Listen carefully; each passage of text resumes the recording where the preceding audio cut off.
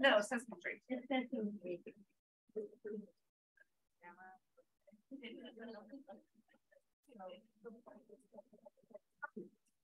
Good evening.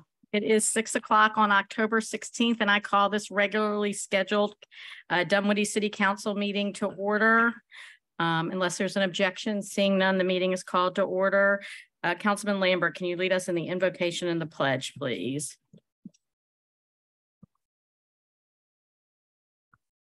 At this meeting, help us to make decisions which keep us faithful to our mission and reflect our values.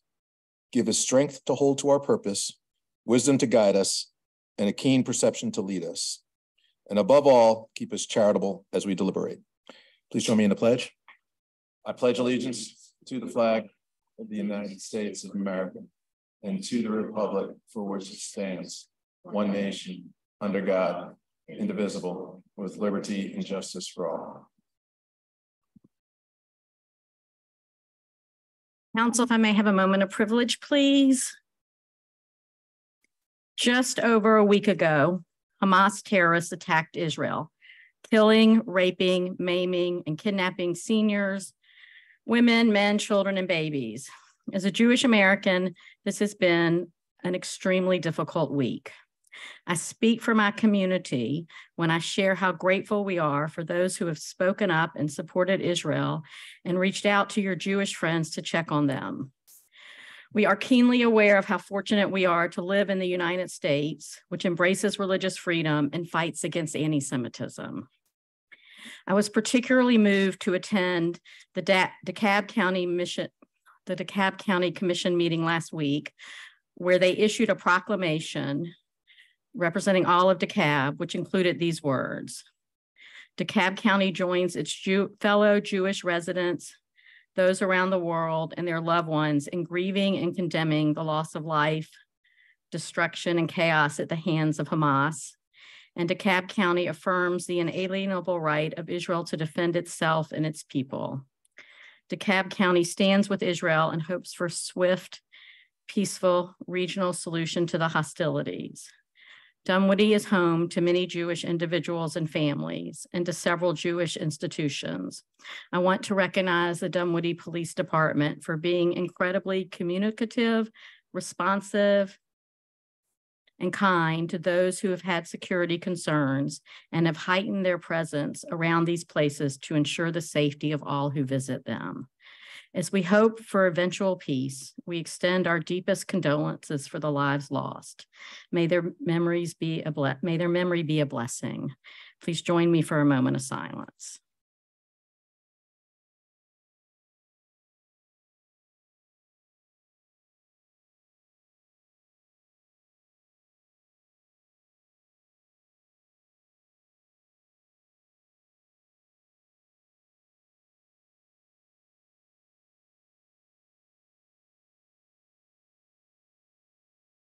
Thank you. So nearly 2 years ago, more than 2 years ago. Oh, public comment is first. Okay. I think I would know. Thank you. Judy Landers, you'll have 3 minutes. Just introduce yourself and use your 3 minutes. Thank you. I'm Judy Landers. I live at 1564 Vernon Way Court in Dunwoody, just a little north of Mount Vernon Road. I am in favor of the $60 million bond. I'd like to first address what I understand to be the $157 per year increase in property taxes. For me, that is okay. It comes to $13.03 a month, but I do understand for some people that may not be okay. My generation, I'll just speak for my family, we drove our kids everywhere, but that's not the way it is now, and we're not going back. Parks, trails, sidewalks, increased usage, that's just the way it is now. Many things about Dunwoody, their parks and trails and sidewalks, speak families when I'm driving to and from home. One example, I love to see the Dunwoody High School cross-country team and track team running up and down Womack or Mount Vernon Road. I love to see in my own neighborhood the kids that attend Austin Elementary School and Dunwoody High School, either walking or riding bikes to school. Again, that just speaks family to me. My neighborhood is diverse. People like me, single and older, but we have a lot of young families and a lot of just young adults living in single family homes. My two grandchildren grew up here. One's a senior at Dunwoody High School. One just graduates at Georgia Tech now. They both have fond memories of Brook Run, Lemonade Days, 4th of July. When they were too little to walk, their parents walked them, and now they still walk to those places. I'm 72. I may not have 20 or 30 years to use all that the $60 million bond will bring, but I like to believe that it is a legacy that I will leave to all those young families behind me. Dunwoody has given me much, and this is a way for me to give back. We are blessed here in Dunwoody with 110-acre Brook Run, Dunwoody Nature Center. We have a beautiful green city, and we just want to increase access for all those that come here and live here. And finally, if we want to grow, we must invest. That is true for corporate America. That is true for private industry. That is true for education. That's my career. And that is true for cities. Thank you so much. Thank you. Bob Hickey. When you approach the microphone, you'll have 3 minutes. Thank you. I'm Bob Hickey, a Dunwoody resident for more than 45 years. I'm here tonight to give my thoughts concerned about the proposed 2024 City of Dunwoody budget. As an interested and involved Dunwoody resident, I've attended council meetings, town halls, various special meetings on city capital needs, budget committees, and with regularity over the past several years. With my college education and 40-year workplace experience, I can read and comprehend municipal financial statements, including city year-end audited financial statements and annual budgets. I will support the passage of the city 2024 budget with the following conditions.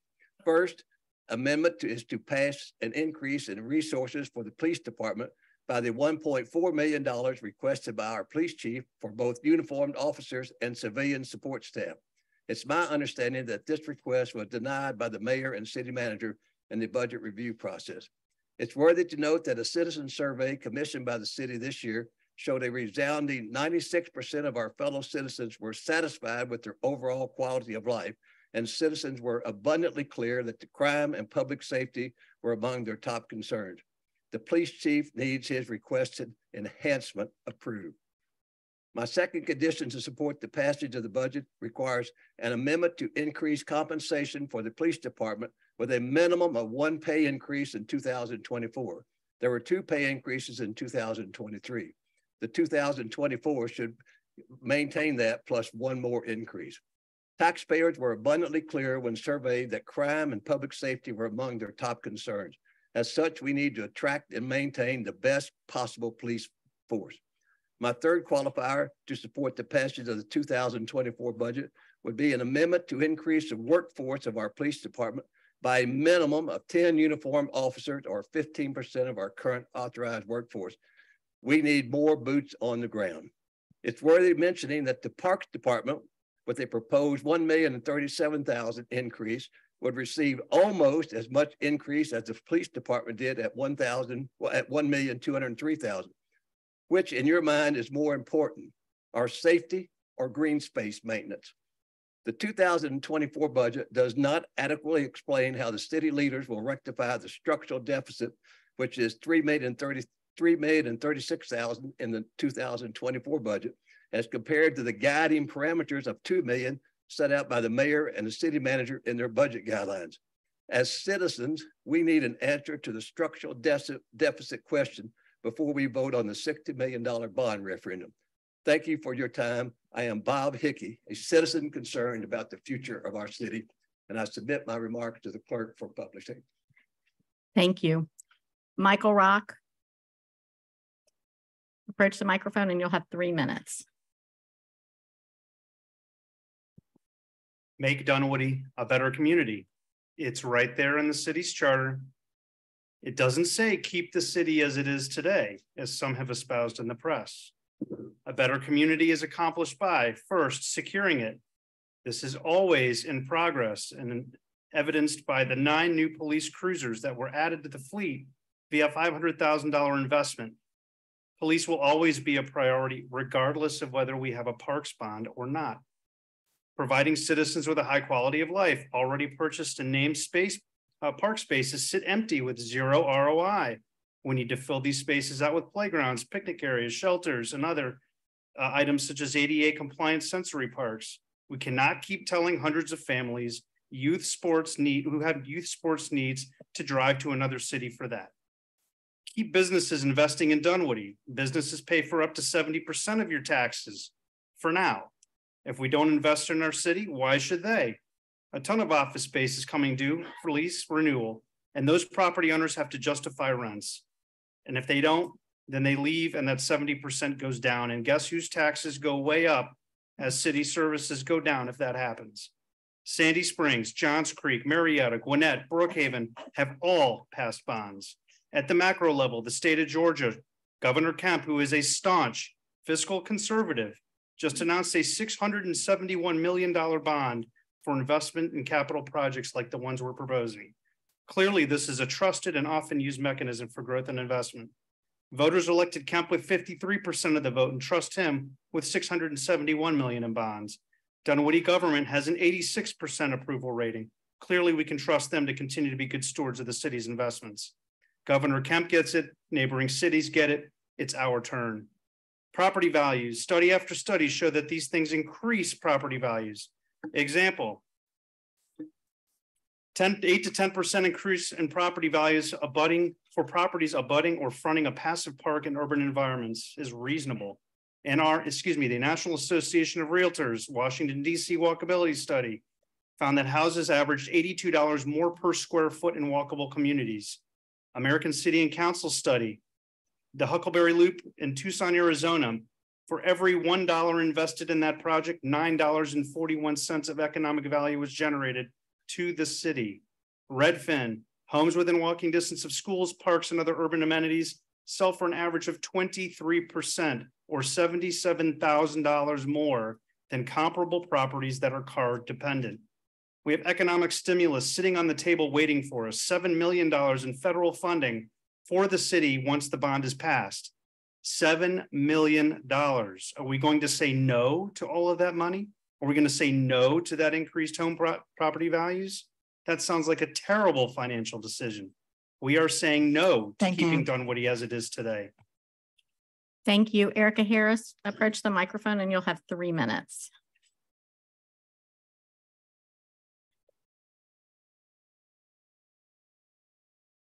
Good evening, Mayor and council members.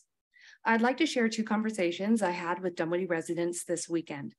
Both conversations began with me asking if they had heard of the Parks and Trails bond on the ballot for November 7th, and them responding that they had not.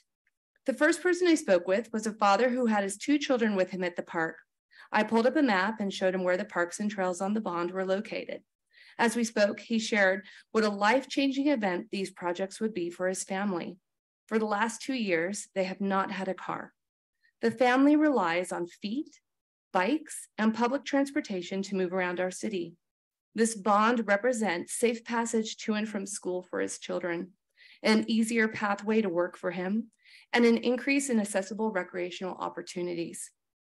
The next family I spoke with who again was unaware of this bond issue, was pushing their beautiful family in a double stroller. One of their children had special needs.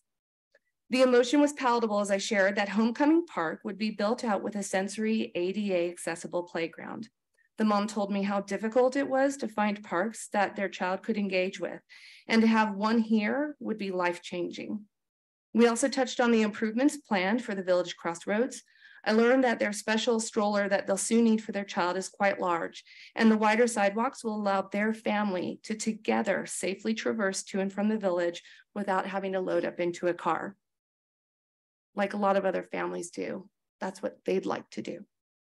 These conversations touched my heart, and I'm grateful that I had the opportunity to speak with these families, especially because they were unaware that the bond was on the ballot. Which brings me here. Democracies need an informed electorate. And while it's the citizens' responsibility to exercise their democratic right to vote, it's the government's responsibility to inform the citizens what issues are before them. Most of the families I've spoken with have no idea what the bond is about, and they only know surfacely that there is a bond issue because of the yes and no signs they see around the city. Dunwoody does a tremendous job at connecting our residents to the incredible activities and opportunities here in the city by magazine, social media, and our website. We should be doing the same to inform the voters about this bond. Factual information is not advocacy. And I would go as far to say that it's a responsibility of our city to inform our citizens what issues they've put before them on the ballot. My parting ask is that the city broaden their communication beyond social media and equitably send out information on the bond to each Dunwoody resident via a direct mailer. Thank you for your time and for all of your efforts on behalf of our city. Thank you. Ali, you'll just introduce yourself, please, and you'll have 3 minutes. City Council, thank you. My name is Ali Mahmoud. I just come to you with just kind of a couple of random comments. The first one to address is the mayor's comments at the beginning of the meeting. I thank you for making them. As someone who has a large collection of Jewish friends, I know that's been very difficult the last week or two. If there's something we can do even as a community or a city to kind of bring more attention to that, or maybe something in a humanitarian aid manner, I imagine that a lot of citizens would be totally for that, and that might be something that would be ideal in our communications or anything we can do as a city to be of aid. The second comment I want to bring up is in the last couple of months, I've noticed that there's been a larger tickling of homelessness in the city of Dunwoody, especially around the perimeter area. Unfortunately, it just seems like more and more homeless individuals are finding Dunwoody to be a nice, peaceful area. And the bigger problem we have there is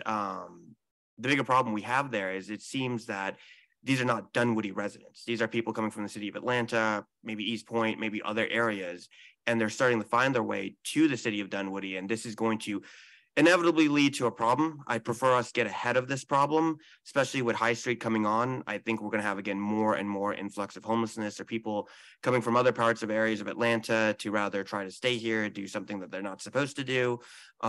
If there's anything we do in the code and ordinances is to kind of be a little bit more aggressive on that, that'd be ideal. There are, especially around the holiday seasons, as we know, a lot of people that come from Atlanta to virtually panhandle around the city, around the mall. I know Dunwoody police have done a good job if they can continue staying aggressive on that. And then those are my comments for today. Thanks. You guys are doing a great job. Thank you. That concludes the cards I have. There will be another section of public comment at the end of the meeting. Thank you all. Now, Sharon, now it's the proclamation, right? So a little more than 2 years ago, there was an explosion at the Arrive Apartments, which are over in the perimeter area in Dunwoody, which by some miracle, no one died. There were a few people that were injured. The community rallied to give support to those that had lost their homes. But also because of the layout and the topography of this particular apartment complex, every resident had to be relocated to make the necessary repairs to make the units safe. And Lynn O'Brien was the property manager. And if I think I'm right, like had been there for a hot minute when this happened, like less than 2 weeks, I think, and was actually there when it exploded. The debris fell around her because the building that exploded was the front building with the office in it. And we just wanted to honor her. It's hard to believe that it's been 2 years. And our city clerk, Sharon, is going to read a proclamation. Thank you, Mayor. Proclamation.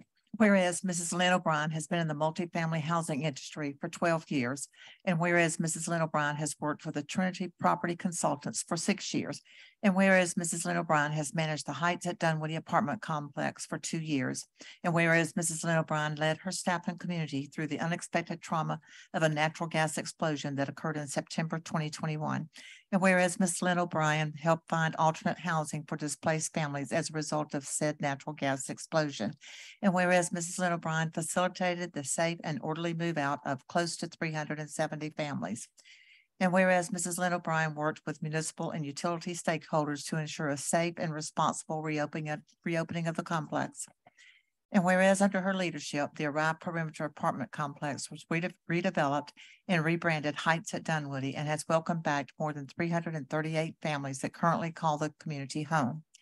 And whereas Mrs. Lynn O'Brien led the property back from its darkest hours by remembering to always do the right thing and do so with a smile that helps cut to the heart of any issue and address problems meaningfully and intentionally. And whereas Mrs. Lynn O'Brien continues to foster a sense of community at the complex by hosting monthly resident events, enjoying food trucks, kids' game nights, adult social gatherings, and other meaningful activities for the residents of the complex.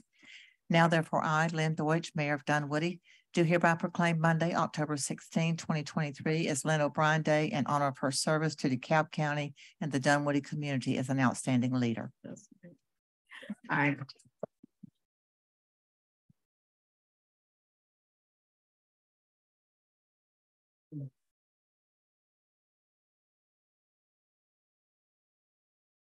So, Lynn, if you, Lynn, if you want to come take pictures up front, we can do that. How, if you like to bring your colleagues with you.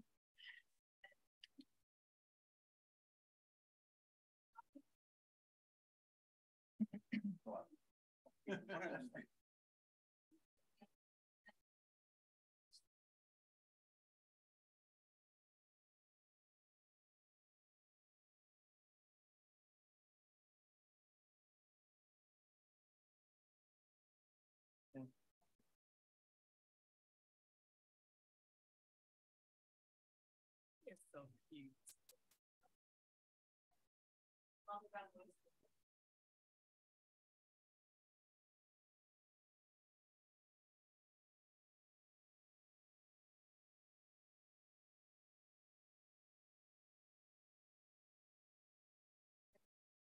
Yeah.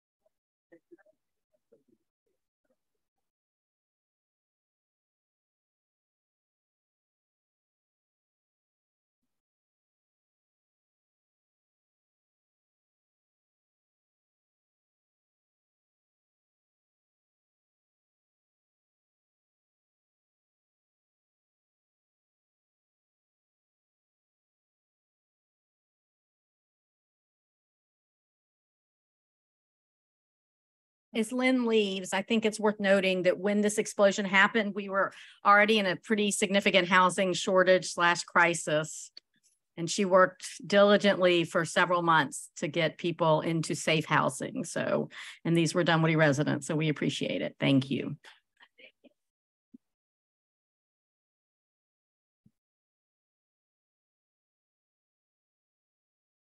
Eric Litton, it's his birthday today. What was his birthday yesterday? But he still has to give the city manager's report. Right. Thank you, Mayor.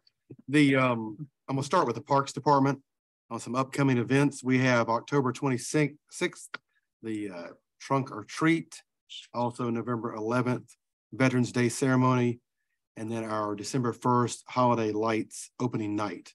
So those are coming up. We also have our new public art bench unveiling for October the 19th before the Food Truck Thursday. That's this Thursday. Another honor that we had within the Parks Department is their department was honored with 4 awards at this year's Georgia Recreation and Parks Association District Banquet. Kate Borden received the Recreational Programming Network Award. Rachel Waldron received the Distinguished Professional Award. The department received the Outstanding Special Event Award for the annual Holiday Lights events. And the team received the Agency of the Year for the 3rd year in a row, which was unexpected. I mean, they deserve it, of course, but 3 years in a row where capitalizing on that. So I want to thank the staff for all their hard work and also the support from the council to fund these different things like the holiday lights events to make it a great success. Also, we had a hazardous tree or trees in the Homecoming Park area due to pine beetle infestation. Those have been removed. In Public Works, we're having the Great Dunwoody Cleanup, which is our stream cleanup day scheduled for November the 4th. Also, the Shamley Dunwoody at Womack intersection, the final punch list and the work for the tree planting is planned to be completed by the end of the year. This is, of course, the time of year to plant trees. We're trying to get that done during the cooler weather. The Georgetown Gateway project, the contractor completed 560 feet of curb and 180 feet of sidewalk. AT&T is now out there working on moving their remaining lines so we can finish our stormwater pipe work. That schedule is about 1 month behind. Also the Ashford Dunwoody Phase 1 path project is underway. We're hoping for that to be completed by the end of spring 2024. So you'll see that work very soon. And there's a picture in here also of the eco classroom stormwater improvements that were done. So take a look at that when you have a moment. Our gateway sign, the fabrication is underway for that now. That's a project we've been working on for quite a while to get that started. High Street is progressing with the internal streets, sidewalks, and trees are being installed in that area. Also, the Campus 244 with the parking garage has been topped out and vertical construction has started on the Element Hotel in that area. So once again, a very busy area. I know we had our hard hat tour the other day there as well. On October 1st, we had a household electronic recycling event with over 450 residents participating in that event. Within economic development, we held our joint meeting with the City Council, Development Authority, and Planning Commission to discuss future development in Dunwoody. And then, as I mentioned a moment ago, they hosted the hard hat tour of High Street for the City Council and Development Authority members. Under communications, we have mailed out the Dunwoody Digest to about 20,000 residents and businesses. We also have the Youth City Council, where Councilman Hennigan presented Dunwoody 101 at that event. Going into the police, we have our See and Be Seen is scheduled for October 26th at Brook Run Park. The department will be conducting the civilian response to active shooting event craze, or citizens response, I should say. The training on November the 16th at City Hall from 6:30 to 8:30. The officers continue to work on a distracted driving. We had a detail on September the 13th in Mount Vernon and Shamley Dunwoody roads. We had 34 citations, including 15 for hands-free violations. So that is something we continue to work on. As you read through the police portion, there's quite a bit of activity to go through on that. The police officers do an outstanding job on working with the public to keep us a safe environment. Finance is working with the Information Technology Department on the next internal audit. We also have the monthly financial report. There's a link for the August 2023 within the report. And we also have additionally the city's ARP and CARES websites have been updated with actual spending through August 31st. Municipal Court has disposed of 728 cases over the past month, and 45 cases have been reset during that time. Once again, I want to talk about the court staff. There's outstanding staff, and the amount of volume that goes through this room where we are is they're very efficient. And I won't say everybody leaves with a smile on their face, but they did get good service in terms of coming in here. And the judges that we have, our solicitor, they all do an outstanding job. Under the clerk, the sample ballot for the November election was approved. And of course, that is now the real ballot. Early voting started today. And we also have submitted all the bond referendum ads to the legal organ for publication. And that's once again, that comes out of Sharon's department, but it's a team effort in getting those documents all through our legal staff to make sure they've been in perfect condition. I will say that. Human Resources and the Wellness Committee sponsored 3 events will sponsor 3 events in October. One was our healthy cooking class, also the healthy cookout social event, and the angio screens are coming up later. Those are just items that we do for the staff here. We did fill 2 more of our police officer positions, and the human resources provided annual training for all employees on the city's equal opportunity, employment opportunity, and no harassment policy. So those things have been completed for this year. I'm glad to answer any questions y'all may have on this report. Thank you. Oh, Stacy. One, is this on? It says it's on. Okay. Can you hear in the back? Can you hear in the back? No. Here, you can use Joe's. Try Joe. There, that's better. Okay. Question on, I noticed in the Parks Department report that there was, you guys are running youth conditioning in Homecoming Park. Can you tell me what that looks like and how do you operate it without bathrooms? So, like some of the parks we inherited from DeKalb County prior to having bathrooms, we can look at putting the portable toilets out there, but until that park is fully constructed, there wouldn't be a restroom. There's short periods of time that they're out there. So most of the time they go before they come and go after they get done. But for now, that's not something we have established yet for that program. It's a new program, so we'll see if it takes off and what the growth is. And if it's necessary, we can put a portable restroom out there.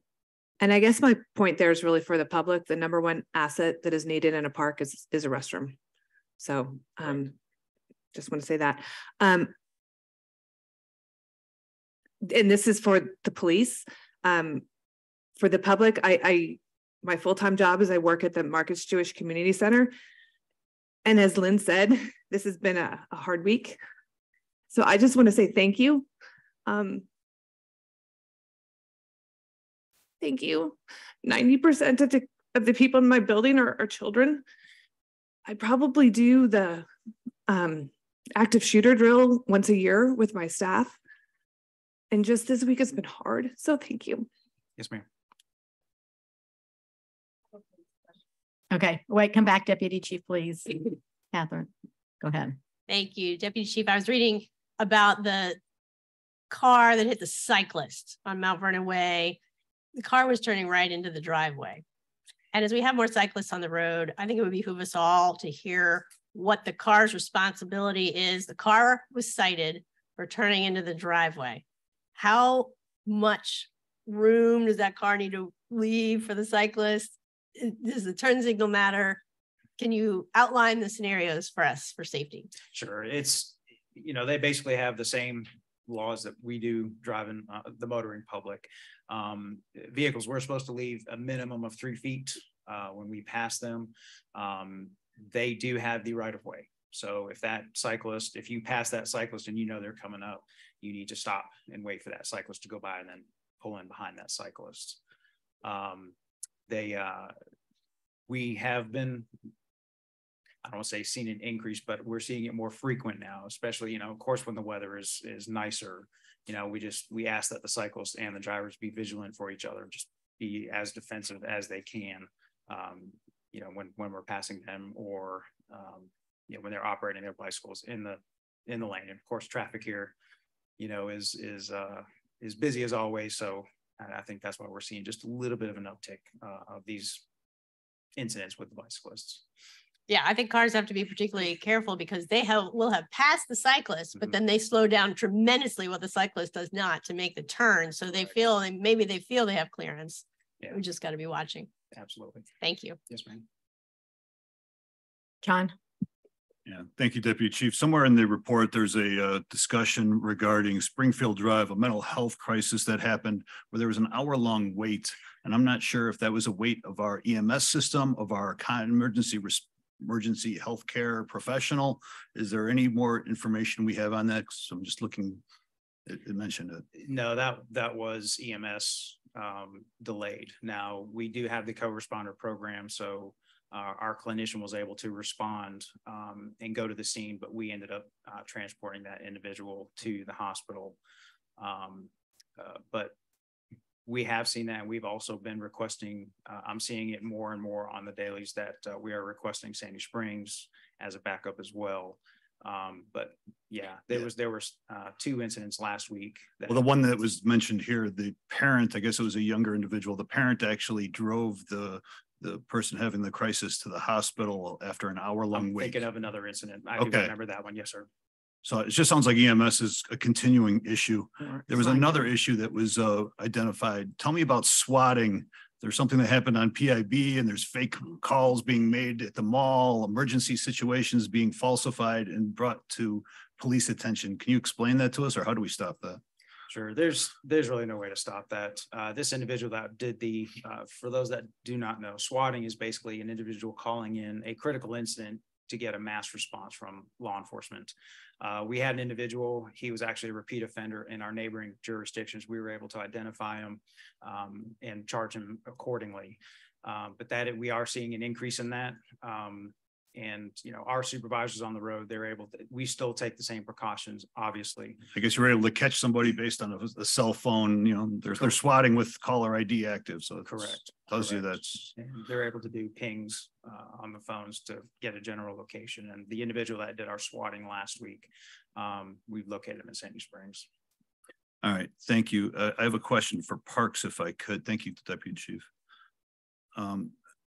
Brett, there was a identification of a lot of vandalism that happened at the skate park.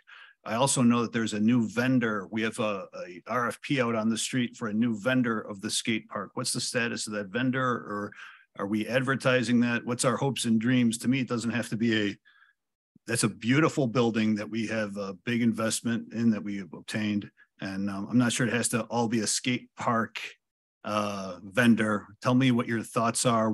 How soon are we getting somebody in there? What's happening? The RFP's on the street now. We had the pre-bid conference or meeting a week ago this past Friday. Can't remember exactly when the dates of the proposals are due back, but within the next couple of weeks, we'll have proposals back in. Okay. Score them out. We'll have something back in front of council for approval in November. All right. I was hoping that we would have that vendor, when in place, would stop the vandalism, hopefully, right? True. Hopefully. Yes. And, as part of that proposal will be weighing out the hours that they're there, they're running business, oversight, all of those things will be weighed out in the scoring mechanism. Could that be a restaurant? Could that be a coffee shop? Could that be an amenity for the entire Brook Run area, or could it just be serving skateboarders? It could be both. And so one thing would be for a restaurant, there's a lot of things from the Board of Health that goes in there, grease traps and things like that. But prepackaged food, things like that could go in there, concession stand type stuff. But yeah, all of those things are possibilities, and we look forward to getting those proposals and reviewing them. All right, thank you. I had a quick conversation with you before the meeting regarding the CV Classic that was run at Brook Run Park. There were some concerns of the community. I asked them to reach out to you. I'm not sure if one of the things they mentioned was that we really don't have, or we weren't able to provide somebody how to run a 5K by the city of Dunwoody. If there was some manual, if there was some step-by-step process of the many things they have to do, I guess they were just trying to get lots of information, but I've asked them to reach out to you with any concerns that they had. Sure. Thank you. And then the final item I had in your report, Eric, was Public Works. Is Michael here or not? I'm not sure I saw him. Thanks. Todd's here. Todd's here. All right. Todd Weir, there's an update that Chamblee Dunwoody Womack is getting close to being completed, and the property there is the city property. It's the cultural center. And the neighbor on Womack that was heavily affected, I think it's the Essinger family. Part of the discussion or the negotiation with them had to do with cleanup of the cultural center property directly abutting their home, whether it be clearing out all the brush. There were trees that they were worried about. I'm just wondering if we have fulfilled I'm not sure if it's the requirements, but the conversations that we had with Essinger in the sense of the cleanup of our property directly abutting their home. I don't want to interrupt, but I think Brent was involved in some of these discussions. Brent, if you want to come back up, I could be wrong. Yeah. Yeah, so you're right. That's right. a good point. Right. We're talking the about cultural center, Essinger's property. Essinger's property, the property Essinger's property abuts the cultural center. And there was a lot of work that was done on Essinger's property, and we're about to wrap up the contract. Was there any cleanup that was either promised or needed to be done on the cultural center property? Whether it's the clearing of the brush, I think it was more the trees that they were worried about. I don't know. Is there any update? If there's not, if you could look into it. Sure. I know we had city arborists go out and identify some trees and things that needed to come down or look at the ivy. We also did some work on the detention pond because it kind of sits between the parking lot and his home. Did a clearing on that, and then we're looking at replacing the fencing. It's an old galvanized fence. We want to replace it with something nicer. So I know those things are in the works. Okay. Well, again, there's a wrap up that was mentioned. So I just wanted to make sure that we're trying to make our citizen whole, because again, they were heavily affected with that investment of the city in that property. Sure. Well, and that's an excellent point. And Brent, one thing that we did survey the property too, as far as where the vegetation, because some vegetation, was on our side and some was on the property owner's side. So we did take a strong look at all that. I know we took the trees out that were problematic that were on our property, but we'll double check and make sure. When you said it was a closeout of that project, I just wanted to make sure that we were being good to our citizens that were directly negatively affected by the project. That's all. Thank you. That's all the questions I had. Deputy Chief, I had a question for you. And while he's coming up, Eric, we are going to sometime later this year introduce a pilot program to address the EMS times, correct? That is right. And I believe we got the contract back from the county now. Okay. And so we're very close to ready to implement that. Okay. And we have set aside funding. Right. We to have an extra, and just so the public knows, this will be an additional ambulance that the city is funding on a pilot project. I believe it's 12 hours a day. Is that right? 9 to 9? 9 to 9, yes, sir. And that's the peak period of time where we've worked in close relations with DeKalb County and with AMR to come up with the best time to operate that ambulance. That ambulance is restricted to stay within the city of Dunwoody with the exception of when it runs to the hospitals. Right. And then it returns right back to the city of Dunwoody. It can only be released from Dunwoody with the chief's approval. Yes, sir. Okay. And I don't know exactly how many months it's been since our co-responder program restarted or started again. Are we how many months do we think we're in? I believe we're in 4 months. Okay, so we're not quite there. We're about to have our 4-month review with so we're not it's 6 months or so. I think it would be if we can see if there's data that can tell the narrative of what we need to add. And then I had a thought as I reviewed the report, and this is just a thought. Is it possible to contract with a private ambulance service for psychiatric issues that doesn't transport to a traditional hospital? I don't know if there's any private ambulance companies that would take the business, but for those who aren't aware, EMS service is the provision of EMS service is regulated by the state, and the state has divided us into zones, and the zone has a contract holder. In our zone, it's DeKalb County who has given the contract to AMR. And I could suggest, and council could approve, that we purchase our own transport vehicles, but unless someone is dying, those transport vehicles would not be allowed to transport to the hospital. And so my friend, the mayor of College Park, who has a fire department, which is also different than us, has their own fire department, actually purchased the vehicles, 2 extra vehicles, because they were struggling so much with Grady. And her transport vehicles can only transport if it's a life or death situation. And so we have been, last year, the legislature started talking about this. I hope it will continue this year in earnest when the session, they start back in January, because municipalities across the state are finding our hands to be really tied as we work to solve what is now a national problem. But yeah, go ahead. We're also running, a lot of the hospitals now are not accepting the 1013 patients unless there is an underlying health condition along with it. So we're also running into issues where for them to be transported, it's a lot farther now. Okay, well, that's really helpful to know too, because I have a list of the hospitals, just not with me. I can get that list. Yeah, if you'd share that, so I can share it with my legislative policy committee, that'd be great. Yes, ma'am. All right, thank you for your service. Thank you, Mayor. Oh, I'm sorry, Tom. I'm sorry.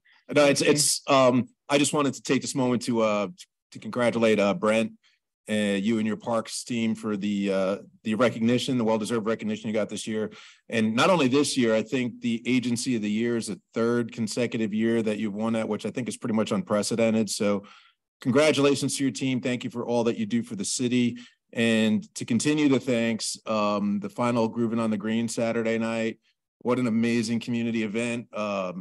Everyone was raving about it. I mean, the band was awesome. The weather was awesome. The atmosphere was awesome. It was packed. Everyone that I spoke to had a fantastic time. So once again, thank you and your team, and Jennifer too, you were there helping as well. But thank you to everyone. It really makes a difference. It's one of the things that make those community events are one of the things that make Dunwoody so special. So thank you very much. Thank you. Good point. Right now, Sharon, you don't need to read anything. All right, Mr. Yes, good evening. Let me get the presentation up real quickly. Right, it's a public hearing.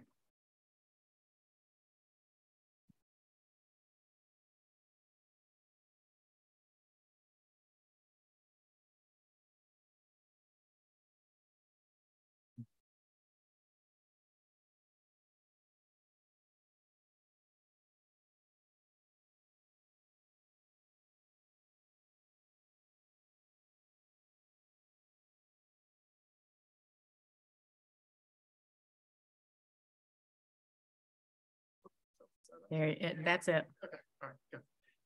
Thank you, Mayor and Council. I'm here to give a short presentation on the 2024 proposed budget. So we included the proposed budgets on our website. It was also in the agenda packet. So I will go on ahead and get started. First off, I wanted to touch on some background first. So to kind of set the context. In 2020, 2021, and 2022, the city did budget to use general fund balance, but in none of those fiscal years did the city actually have to dip into reserves. As a matter of fact, we actually did add to reserves each of those 3 years. So give that background. We're through September for this year from an accounting perspective, kind of closing out the books for September. For 2023, we budgeted a small use of fund balance, about $500,000 this year. We're continuing to evaluate it. You know, I don't think we'll have to use it, but again, we still have 3 months left, so we'll continue to monitor that. Regarding the 2024 budget development, so we did have some guiding parameters here that we used. We wanted to keep the structural use of general fund balance at approximately $2 million. And we wanted to make sure that we kept the projected general fund balance at the end of the year at over 6 months, which is 2 months higher than our minimum reserve, which is 4 months. So those were the two guiding principles we went into the budget with. And then real quickly, I wanted to touch on the development of the budget process. So it is a multi-step, multi-departmental process. We kicked off the budget in mid to late June with the departments submitting all of their operating and capital requests to us being financed by mid-July. Finance consolidated, and then we held departmental review team meetings in early August in order to compile the proposed budget that you see. I'm going to speak. I've got a slide to the department review meetings in here, and we'll get to that in just a second. The final step in the process before the proposed budget was made was that the budget review committee met in mid-September, September 11th and 12th to be exact, to review one more time, and that's what led to the proposed budget that you have before you. So, speaking on the department review meetings, very important part of the process. So department heads will meet and present and discuss their base budget to a budget review committee that consists of the city manager, assistant city manager, finance director, and assistant finance director. As part of this process, the committee identified approximately $750,000 in expenditures that were removed from the department requested budget. A lot of this was what we'll call a budget cleanup. So we're aligning prior year spending with the current budget, for example, or we're making sure that expenses aren't double budgeted, i.e. they're budgeted in one department and in another department. We only need to budget it once, of course. So it's really just a cleanup process that we go through there. So that was the first step that we did. the next step that we did was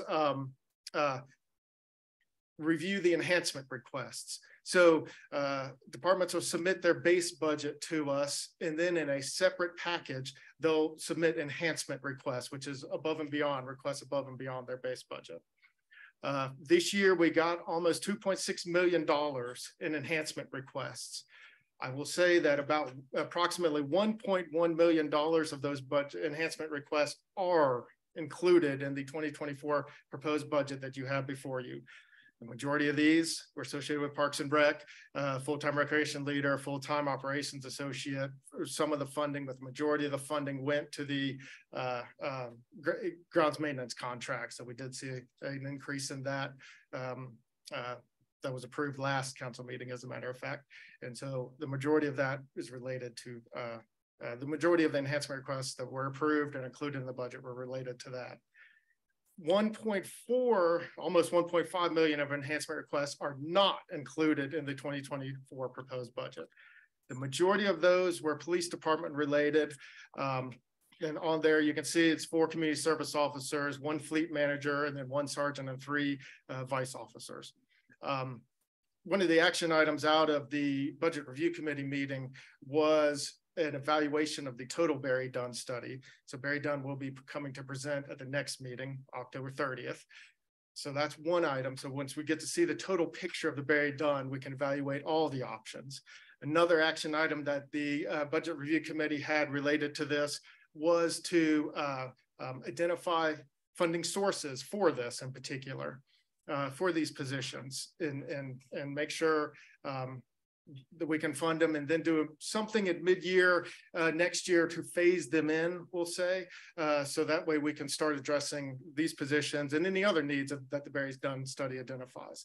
So there is an action items that came out of the Budget Review Committee related to these requests. Sorry. So that's kind of the background. That's how we got to the proposed budget. So this slide is the overall summary of the 2024 budget by fund. I can go through the numbering scheme there, kind of lists out the very high level changes that occurred for each fund. General fund, this year we have the proceeds from the sale of Shallowford that aren't included in 2024. That's why you see a decrease, partially offset by some increases in pay and healthcare costs. A couple other items to note on here. ARPA funding is going down as we continue to use that funding. So that's why that's going down. Hotel Motel is going up, continue to see very strong revenue, use of the hotels and motels within the city. Let's see, SPLOST is going down, SPLOST 1, I should say, is going down as we continue to use, as that program comes to an end. March of 2024 will be the last month of collections related to SPLOST 1. We also did include SPLOST 2 in the proposed budget. Collections will start April of 2024 if it is passed November 7th. If it's not passed, SPLOST 2 will be removed from this budget, basically, and then we'll address what funding we have to address the needs that are identified in the SPLOST 2 fund. And then last is 2 more. Capital is, again, the spending down of the SPLOST proceeds, and then stormwater saw a slight increase as we add new parcels, and they also have a rate adjustment on theirs.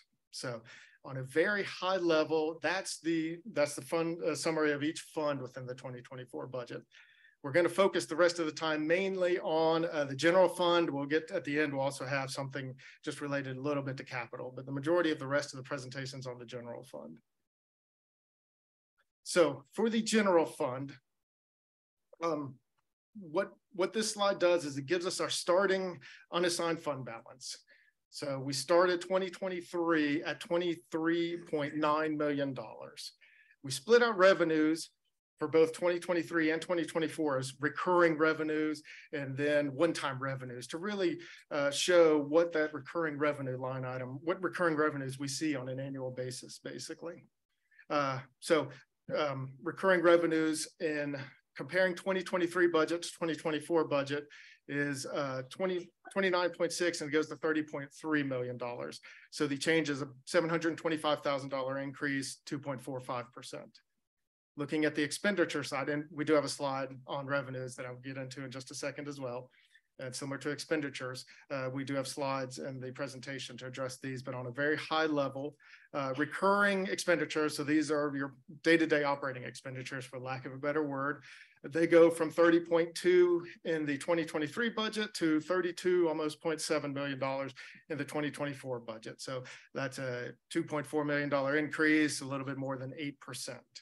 So assuming all of this plays out, we will end 2023 with $23.4 million in fund balance. That's 9.27 months of reserves, basically.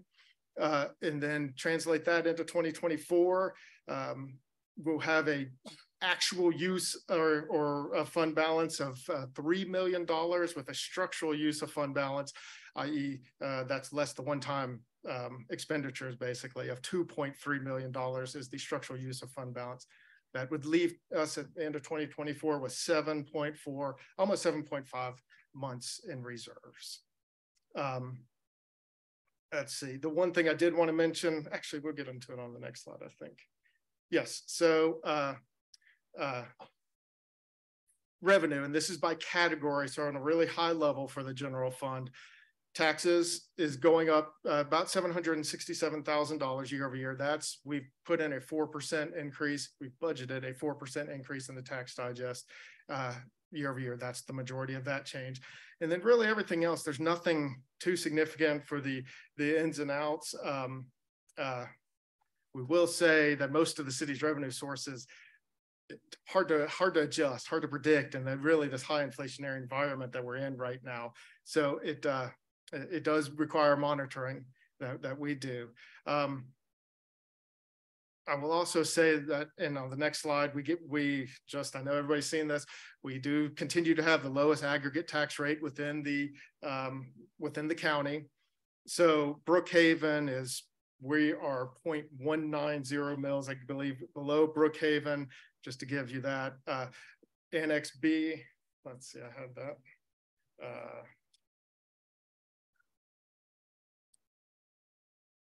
So Brookhaven Annex B, we're 1.79 mils below that. And just as another point of reference, unincorporated DeKalb, we are 4.866 mils below that. Again, in aggregate in total, just as a couple of points of reference. The other item to highlight is, or to expand upon a little bit more, is the tax digest. Again, slides that you've seen before, charts you've seen before. On the left is the change in the net digest.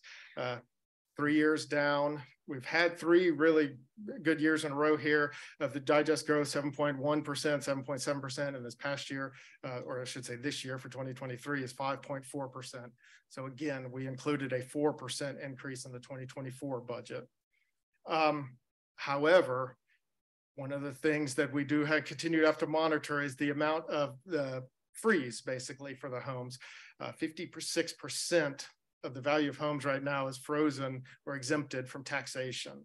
So the chart on the right shows the trend, 2019, 38.8%, 2023, 56.3%. So almost a 20% gain over the life of the city, basically, in terms of the frozen property values. So general fund, there's 2 different ways that we'll present general fund. We'll present general fund expenditures by department, and then we'll also look at them by line item, basically. So first, by department, we'll show general fund expenditures. There's 3 on here to really highlight. So police is the largest portion of the budget. In 2023, it's almost 37%, 36.4%. In 2024, the police budget's almost about 37.5%, almost 38% of the total budget for 2024. So increases there is about $1.2 million. The majority of that is to fund the full year of pay increases that were given out this year, 2023, as well as an increase in healthcare costs that we saw. So majority of the police is related to personnel costs. 2 other departments to point out real quickly. Parks and Recreation is going up a little bit over $1 million. Again, all tied to the grounds maintenance contract. And then the last one to point out is information technology is going up about $330,000. This one is, we reached out to vendors to get a feel for what are the expectations in terms of a lot of the maintenance agreements that we have. Historically, we've seen 5 to 6% increases. They reached back out to us and said, well, you really need a budget for 7 to 10% increases. And that's really across the board. That's not all of them were very consistent in telling us, yeah, it's really going to be closer to 7, 10%, not just for next year, but we're afraid for another year or two, even on top of that, we might see increases to that level. So I wanted to leave that up while I spoke, because the next page basically summarizes what I just said. Again, police, we're fully funding all positions at the beginning of the year. So January 1, all 78 positions are fully funded for the full year. The increase is related to the annualization of the pay raise plus the healthcare costs. So we did see a 12, or we are budgeting, I should say, a 12% increase in healthcare costs for next year.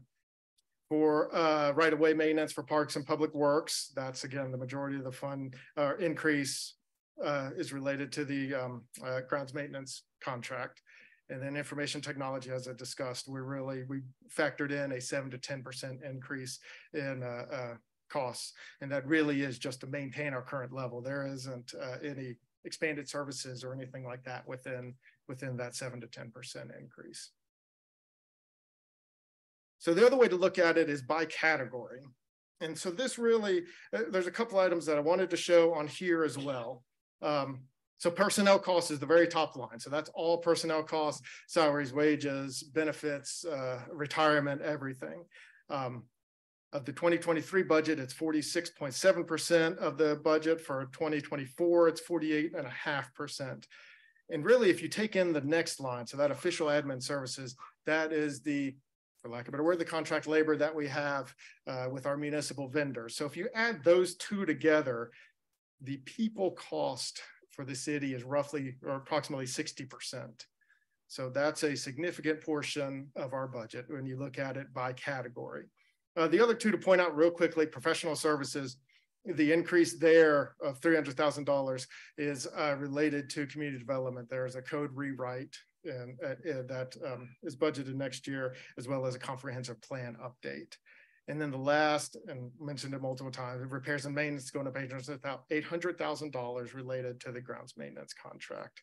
So that by category shows, again, where we spend the majority, or where our money goes on a very high level, again, by category.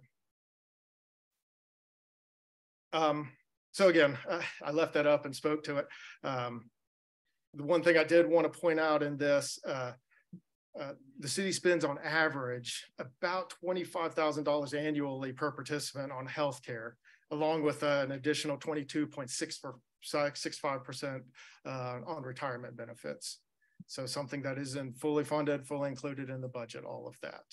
And then, as I mentioned, professional services is the comprehensive plan update and unified code rewrite for community development, and then the rebid of the grounds maintenance. I'm hoping this came across. So this is the trend of compensation. So what we're comparing it to, the really dark black line is staff increases. We've pulled out the officer, detective, basically the police increase. We also have that's kind of the gray line, and then the clear white line is inflation. So you'll notice over the life council has done a tremendous job of not only keeping up with inflation in terms of raises, but exceeding inflation in multiple cases, particularly recently over the last 3 years. That's an approximate 40% increase on average since 2022 for police. But staff is also seeing increases that are keeping them above inflation as well. So what we have right now in the proposed budget is there's not an increase in the concurrent budget. However, the budget committee did have an action item for us to address funding sources. We will see how, for example, property tax comes in next year. At mid-year, we do want to do something, and we plan to do something for the employees. We just don't know what it is at this time. To give you a point of reference, a 1% increase would cost on an annualized basis about $110,000, $115,000. Again, that's a 1% increase on an annualized basis. So go to 4%, it's $440,000 on an annualized basis. And lastly is just some real quick highlights of the capital program. Continue to dedicate a good portion of the SPLOST proceeds to road resurfacing with a match of LMIG from the state of $483,000. We've got some other funding in there for projects related to Peeler Road and things of that nature. We've got $673,000 in there for police vehicles. That's 3 administrative explorers and 9 hybrid patrol vehicles. So a total of 12 vehicles are in the 2024 budget for police. We also have $328,000 set aside for police equipment, and that covers a wide array: trauma kits, first aid responder, medical bags, soft body armor, ballistic shields. That covers a wide variety of equipment related to the police. So, and I believe that is my last slide. So that is all I have regarding the 2024 budget. Thank you. So this is a public hearing. And so before I open it up to the floor for council, I will open the public hearing. There'll be 10 minutes per side. If you are supporting this budget, you can approach the microphone and you'll have just form a line in the middle. If you are opposed to this budget, well, first, let me see. I don't see anybody for. We could really open. If you're opposed to the budget, if you'll line up in the middle, and that side will have 10 minutes, not 20. Go ahead, Mr. Hickey. I think you're the only one in line right now. Thank you, Madam Mayor and Council. I've said most of what I had to say in my earlier comments. I didn't realize that this was going to be an open meeting, or I would have saved my comment, but I am conditionally favorable to the budget as approved. I have 2 or 3 major concerns, and they all deal with the police department. Okay, and I've outlined those things before. I think we need to plan and put in the budget now for the pay increases. It's a major misstatement and a major bad message to the police department to go out the door after this budget has been approved and say, there's no pay increases in the budget for you guys next year. That is a major message that we do not need to convey. Okay. Second message I think is wrong is I think the police chief's request, as was outlined in those slides for the $1.4 million, is a major, major mistake. We need to back the police chief hook, line, and sinker. Okay. We need to give him the officers that he requested. Okay. And the third thing that's not in the budget that not addressed there that I brought up is we need a major increase, 15% for boots on the ground. Okay. We need more police presence in the communities. Okay. We don't see enough police riding around for presence. We need more police presence in the big shopping areas. Okay. Dunwoody Village. Okay. Perimeter. We need police presence in and around schools and churches. We need a major, major increase in the number of boots on the ground. And the last thing I need that I spoke about earlier, in my last comment on the police department just barely getting more money than the parks department. Now, look at me and answer me. Which is more important in your mind? Our safety or maintenance of green space? How can we say we want to give the parks department almost as much money as we give the police department? That makes no sense to me. Okay. And the last thing, while you talked about it, okay, we need for us citizens to have the information on what is going to be done, what is going to be proposed by leadership on the structural deficit. Okay. It's been talked about now since the 2022 budget meetings.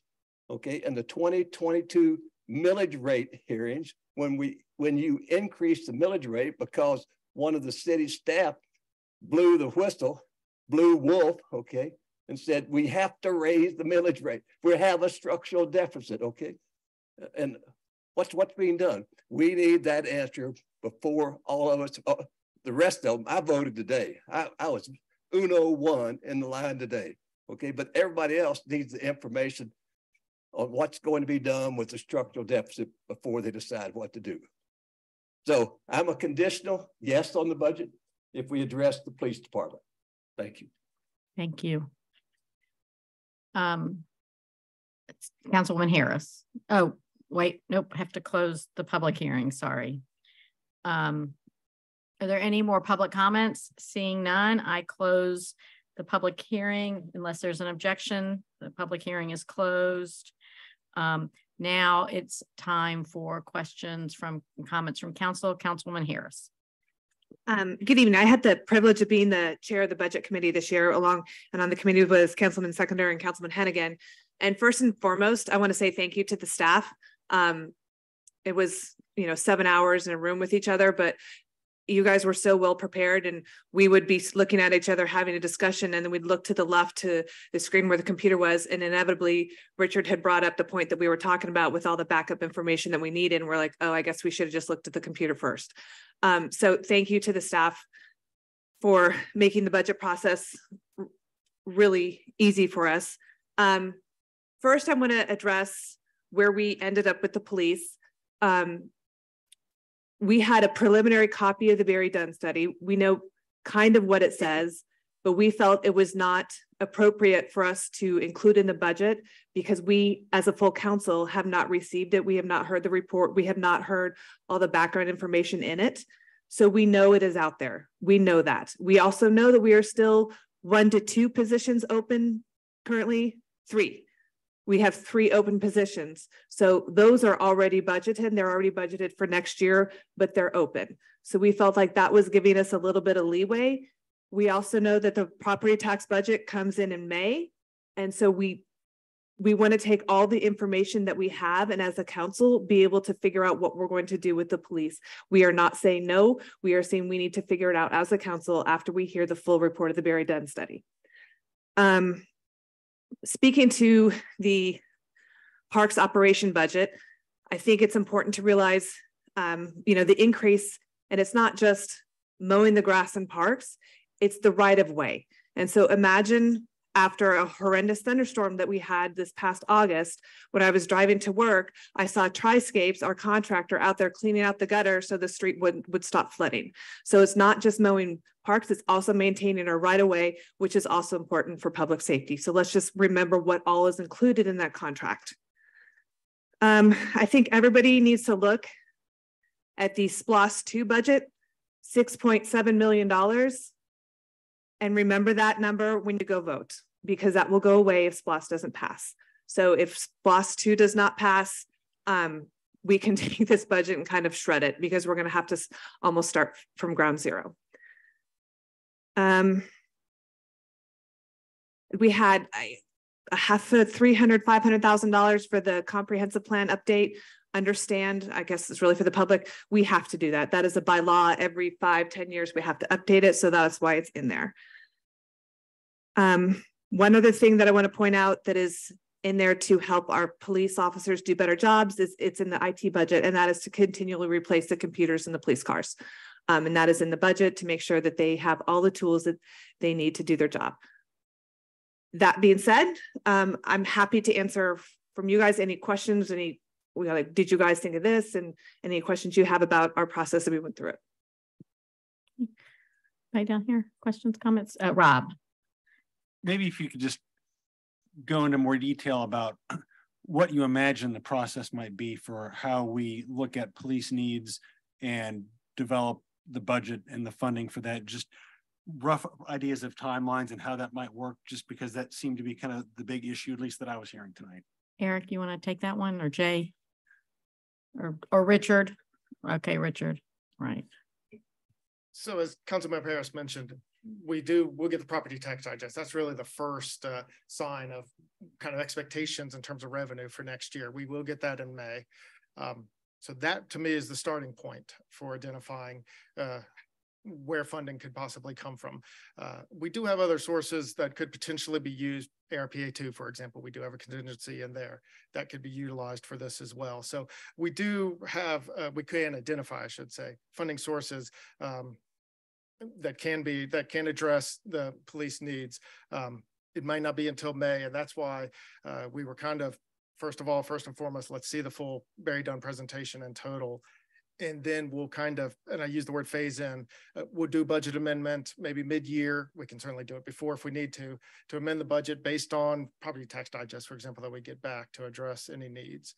So I'm thinking, I'll use mid-year as an example of or a time frame as to when we can adjust it, but certainly we could explore quicker if we want to. Just to follow up then, is the thought, I know reading through the preliminary Barry Dunn, they kind of break down by priority, and is the thought for staff that will then further refine priority in conversation with the police department, and then that'll kind of be the order of correct how we want to try to fund things. Yes. Okay. So we want to put dollars around to make sure we fully understand what the positions are, what they entail, so we can put them in the right bucket, so to speak, the right grade, so we can set aside the right dollars. So absolutely, yes. Thank you. And Mayor, one thing okay. as well, with the chief, the chief and I, and also the deputy chief, we're in constant contact on how the department's operating. And, the chief, we're on board with all of his plans in terms of where we are financially with the budget. And with the Barry Dunn study, at our next meeting, that will of course be presented. It'll give you all a chance to digest that information. If you all accept the information, if you like the information, we'll come up with a strategic plan with the chief and how we implement those positions. Because as you know, it takes time to fill positions. So even if we gave him all the positions right now, he can't fill those with the people that he wants. Right. The unique thing will be with that proposal, and y'all have seen the initial piece of it, it does have a combination of what I'm called sworn and non-sworn, positions in there. Of course, the non-sworn are easier to fill. Of course, they have to have a stringent background check, but it does fit within the needs of what we're trying to do within the department and to keep the area very safe. I know that's been a priority of the council, safety within the community, safety within the business areas, residential areas, all the same. As far as we're concerned, we being the staff and the police department. So from that standpoint, the chief, in my conversation, this is me putting it in very simpleton terms, but he's very happy with his department, the way it's operating and the performance that it's done. It's very busy. It's a busy department, but the idea with us, we want it to be extremely safe. And that's why all that stuff's in the report. You see the stuff in the city manager report. That's what the police department does. That's their job. We work as a complete network of officers, as a network within our community, and a network within the surrounding jurisdictions whenever there's an issue. We're very well equipped. I want to be sure everything is state of the art that they have in terms of their technology, including the cars for that matter. The proper equipment that they have, all the defensive equipment, and everything from our SWAT team to the officer to canine units, everything is top notch. But anyway, I'm bragging on the department because I'm very proud of the department, but glad to answer any other questions that you may have for me or for Richard. Anybody else? Tom? Just budget. No, the budget. The presentation. Sorry. I didn't know if we were focusing on one thing or not. Yes. All right. All right. Thank you. Yeah, I'd just like to make some general comments. And Richard, while you're up here, I'll let you answer a few just basic questions, because I do believe it is critical that our residents know the facts about what's happening with our city finances. If you were to go on social media or read certain flyers circulating around the community these days, you would think the city's on the verge of financial collapse, and nothing is further from the truth. We are very financially strong, standing on sound ground. You brought this up in your presentation. I just like to reaffirm this just so that everybody can hear this loud and clear, because this is brought up several times, yet the false narrative continues in the community. I don't want to talk about the beginning of the city, because I know we had a TAD and there was weird things going up, but let's just say in the last 10 years, has the city ever had a deficit? No. Has the city ever spent a single penny of its unallocated budget fund or rainy day fund? No. In fact, you pointed out in the presentation that we've actually contributed or added to that over the past few years. Correct. In the history of the city, how many times has a homeowner's taxes had to pay more in taxes? How many tax increases has there been made? There's been one tax increase. There's been just one, yet we still pay the lowest collective tax rate, millage rate in all of DeKalb County. And that chart, if I'm not mistaken, does not include the 1 mil exemption. So it's actually even a little bit lower than that. I think it's important for our residents because if you listen to conversations that are happening right now, they think that we're about to just go bankrupt and disappear, and that is not true. It couldn't be further from the truth. And one of the reasons is that we have traditionally budgeted very conservatively, and we have also, in my opinion, been very good stewards of the money that we have and have very good financial management. That's a large tip of the cap to our finance team and our staff for doing that.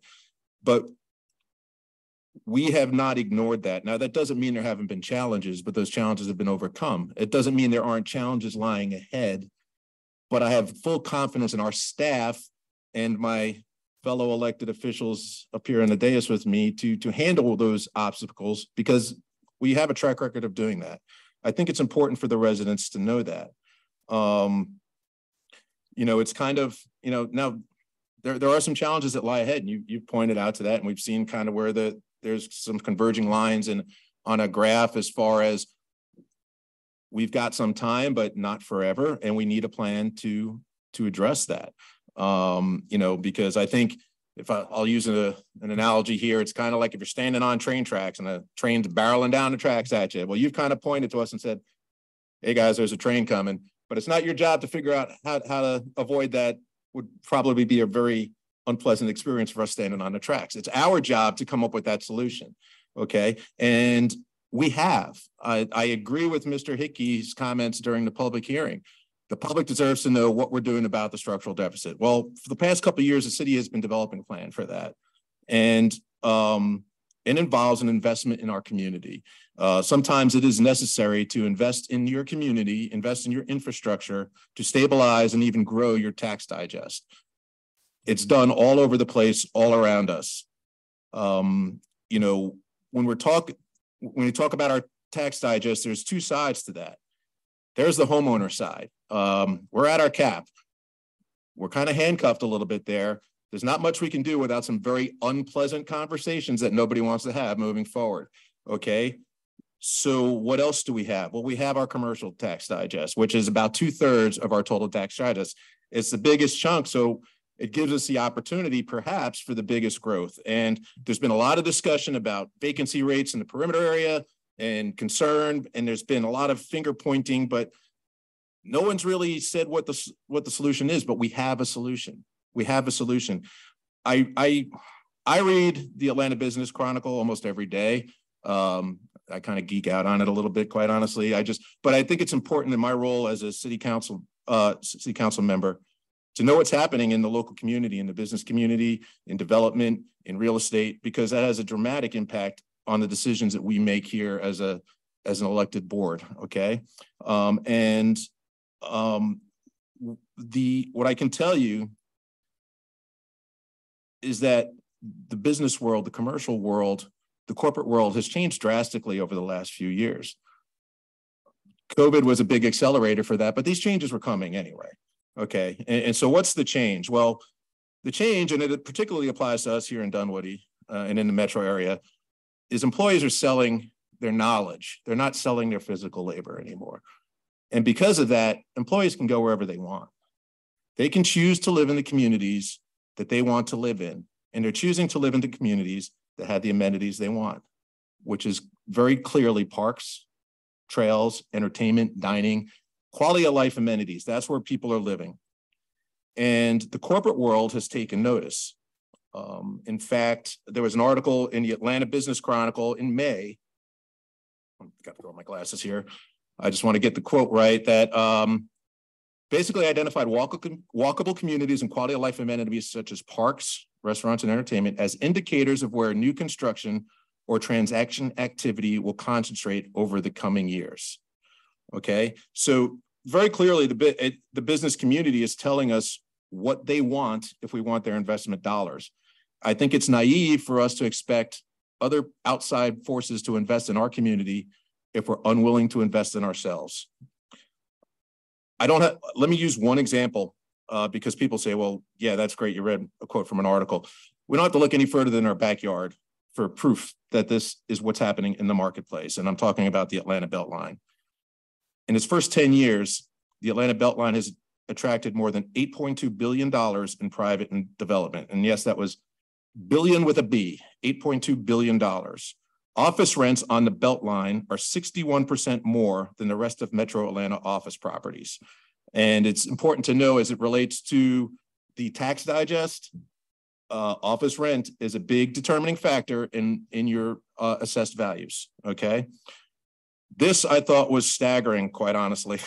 We have a stagnant office market right now, not just in Dunwoody, not just in Metro Atlanta, pretty much everywhere, okay? In a stagnant office, just I think it was 2 weeks ago, Sage Software just established a new all-time high in the Atlanta office market by signing a deal agreeing to pay $70 a square foot for office space along the Beltline.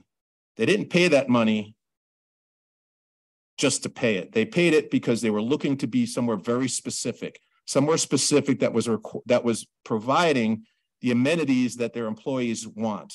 And that is important for recruitment, and it's also important for retention, and it's also important for luring people that have maybe been home officing back to the office. These are all identified very clearly by the corporate world as things that are important to them.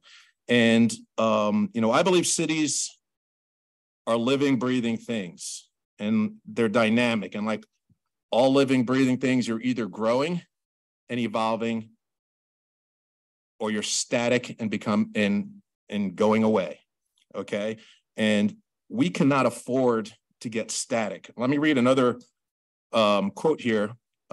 This is from Kate Calignan, who is a partner of HR&A Advisors, which is a consultancy on real estate and economic development projects.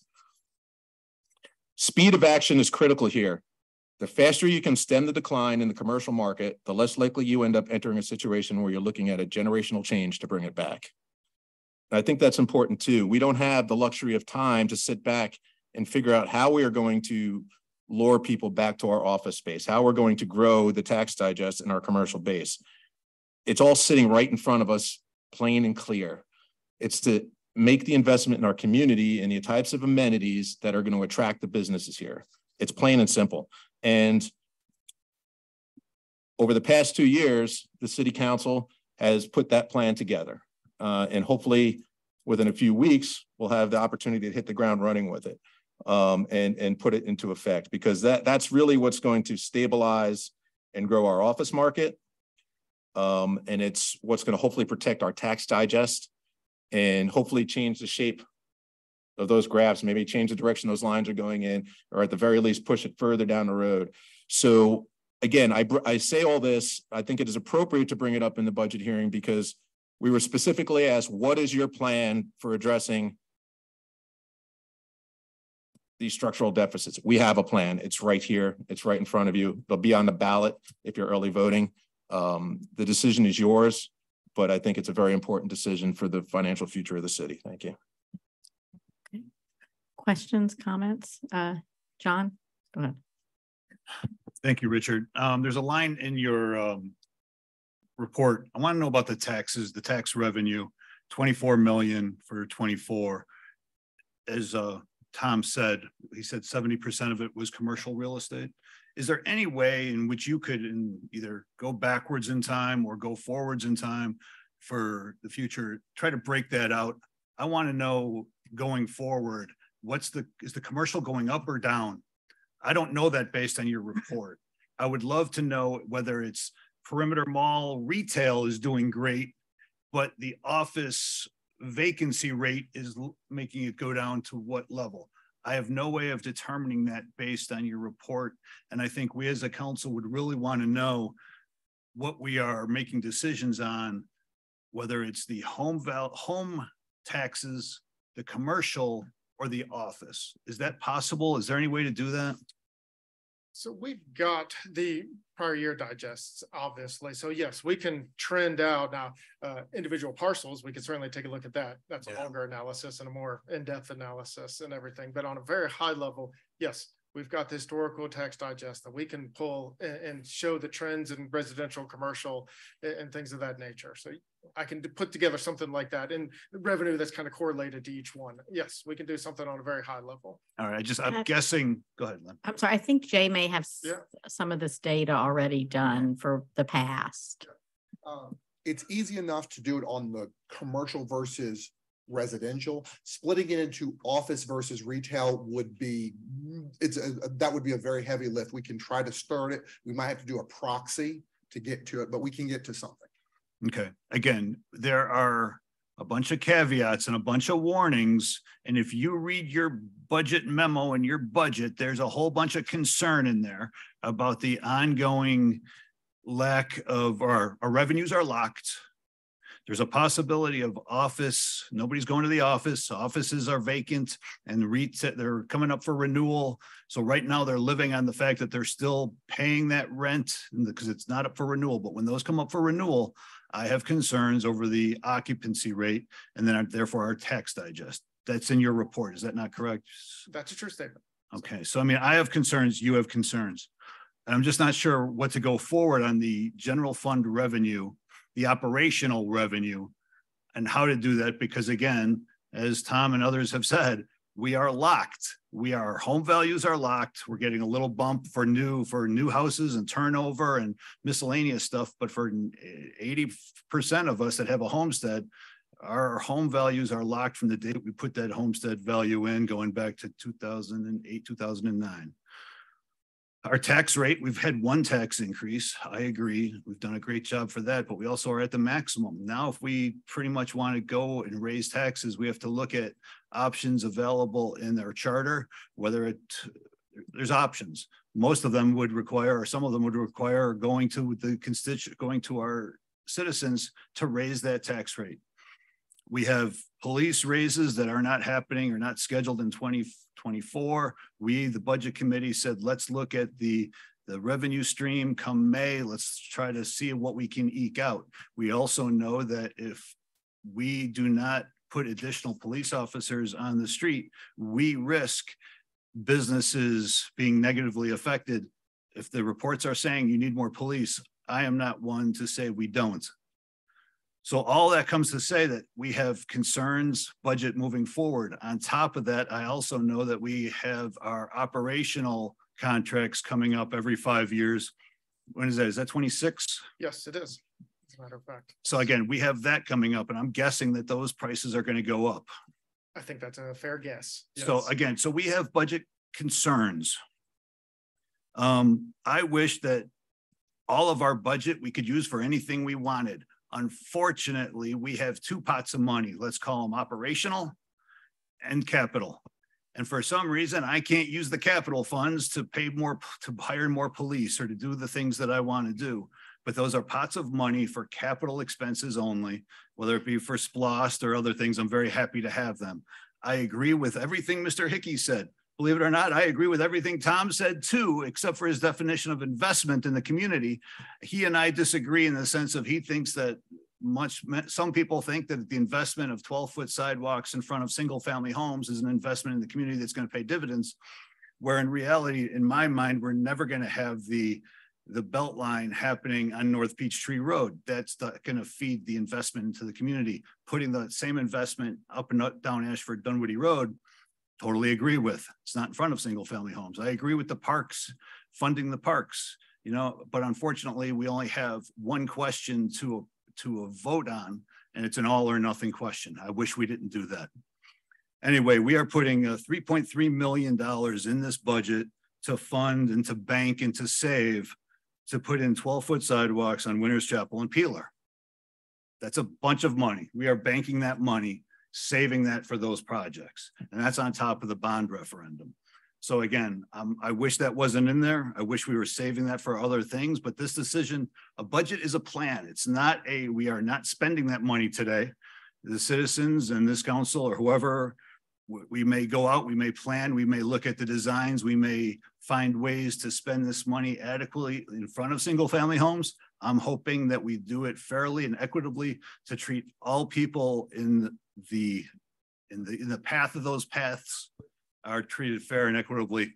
So I'm in favor of banking the money and hopeful that we can find ways to put paths in front of single family homes, even though I'm not sure it's 100% a reasonable thing to do as an investment. I'm happy to keep hearing about it and talking about it, but that's just money that we could be saving for something else if the need were to come up. but that's where I am on this budget. And I thank you for presenting it. I appreciate the budget committee. We went line by line by line. We talked about every opportunity, what to do, how to do it. And the police were a large portion of the conversation. Again, operational expenses are going up. Revenues are almost locked. And we have concerns of the revenue going down on the office. We have concerns and we have work to do. Thank you. So I just want to clarify something you said, which is a 3.3 for a future path on Winters Chapel is capital funding. It could be used for other capital projects, but it could not be used to hire police officers or, okay, I just want to make sure that everyone's clear on that. So nobody else? Okay, so I have a couple of questions for you, some clarifications. So one thing is that if things are terrible, if there's a terrible, unpredicted, worse than, in case people don't know, I'm a really pessimistic person. Ask anybody that works at City Hall. And so if my worst case scenarios come to fruition, we can always cut our budget in areas to fund what we have to fund, correct? Sure, absolutely. Like Eric, right? We can make cuts mid-year. Yes, we can. We can change programmatic, slow down yes. Investments, which we did for COVID pretty significantly, more than 20%, if I remember correctly. So just want to be clear that we are going to take care of our police officers. Mr. Hickey, more than anything, I wish I could add 10 police officers to the police department tomorrow.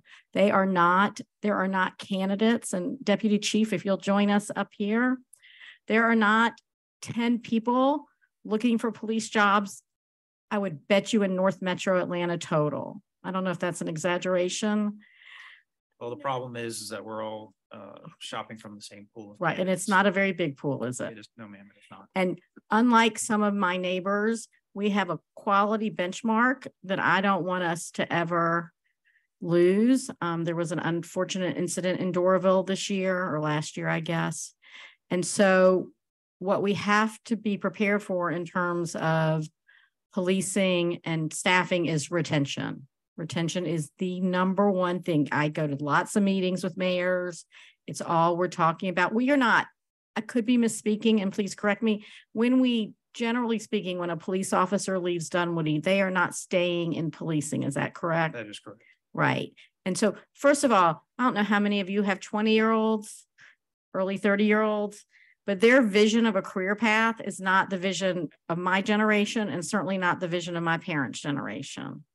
They are not only not loyal to corporations, which I'm not sure I blame them. A lot of them saw their parents lose jobs when they were growing up during the recession, but they're also very curious. And they're very adventuresome and they're risk takers. And so my Uber driver in Fort Worth this weekend was driving Uber. He was an EMT who had left the profession, which is part of the issue, doing PRN work, which is like he goes to clinics and works hourly for lots more money than he was making as an ambulance, as an EMT or an EMS driver, and then also an actor. So, of course, but the reality is that along with making sure that we are competitive, and we are competitive because it's not just our salaries, but it's our benefits that make us competitive. We have to be creative in looking how we meet this community's needs. The report that we will receive in a couple of weeks from Barry Dunn addresses things that have been big concerns for me. When you have a minor fender bender and someone calls the police and a car needs to be towed away, and our certified officer has to sit there for an hour and a half waiting for the tow truck to come at rush hour, it's not the best use of an officer's time, correct? Correct. And so if this report offers us alternatives that we can save time with how our officers spend their time, then that's what we need to figure out how to enhance. But public safety is our number one priority. I want nothing more than to add a dozen officers because we're 2 or 3 out right now, 3, but we have to grow into it and we have to figure it out. So there isn't a police department I know that doesn't have a vacancy or 10. That's correct. Yeah, They're you know, Councilmember Harris, when she looked back at me and when I hold up, right, you know, the three openings that we do have, right. That is the lowest we've seen in a very Yes. long time. And that Since the that pandemic. is in fact with us working with the city manager and the unwavering support from the mayor and council of making these benefits and salaries competitive with our neighbors. And as you stated, the chief and I will never lower our standards. Right. We will make sure that we still continue hiring the best and brightest. And we do have continuous applicants coming in. And it is because of our the benefits that we offer here in the city. So we appreciate that. Joe. Also think when we see the Barry Dunn study, there's some things we can do that are just a little bit different.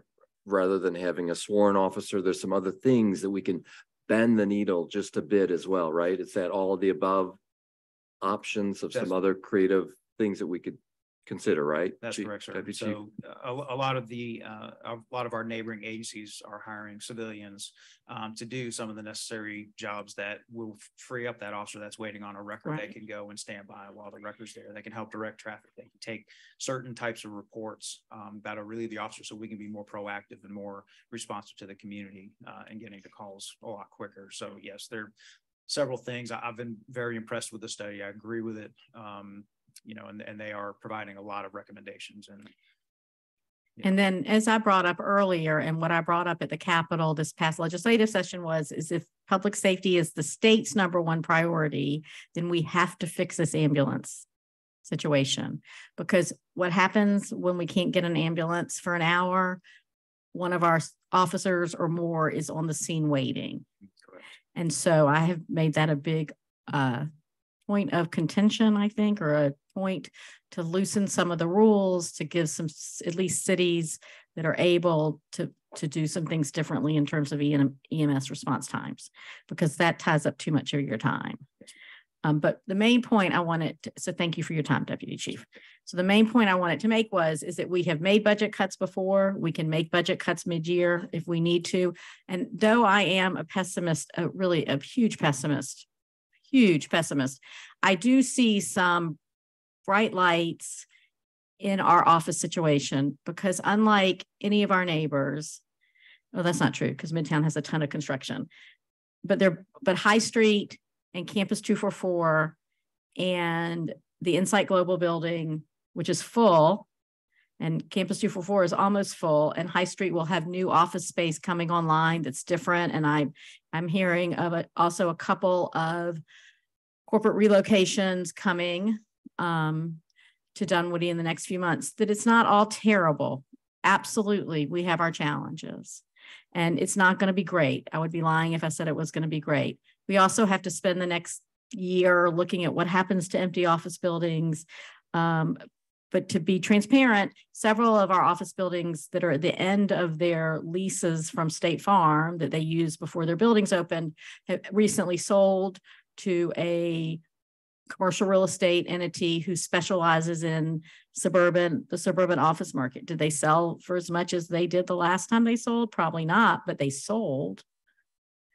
And so there are reasons, there are small glimmers of hope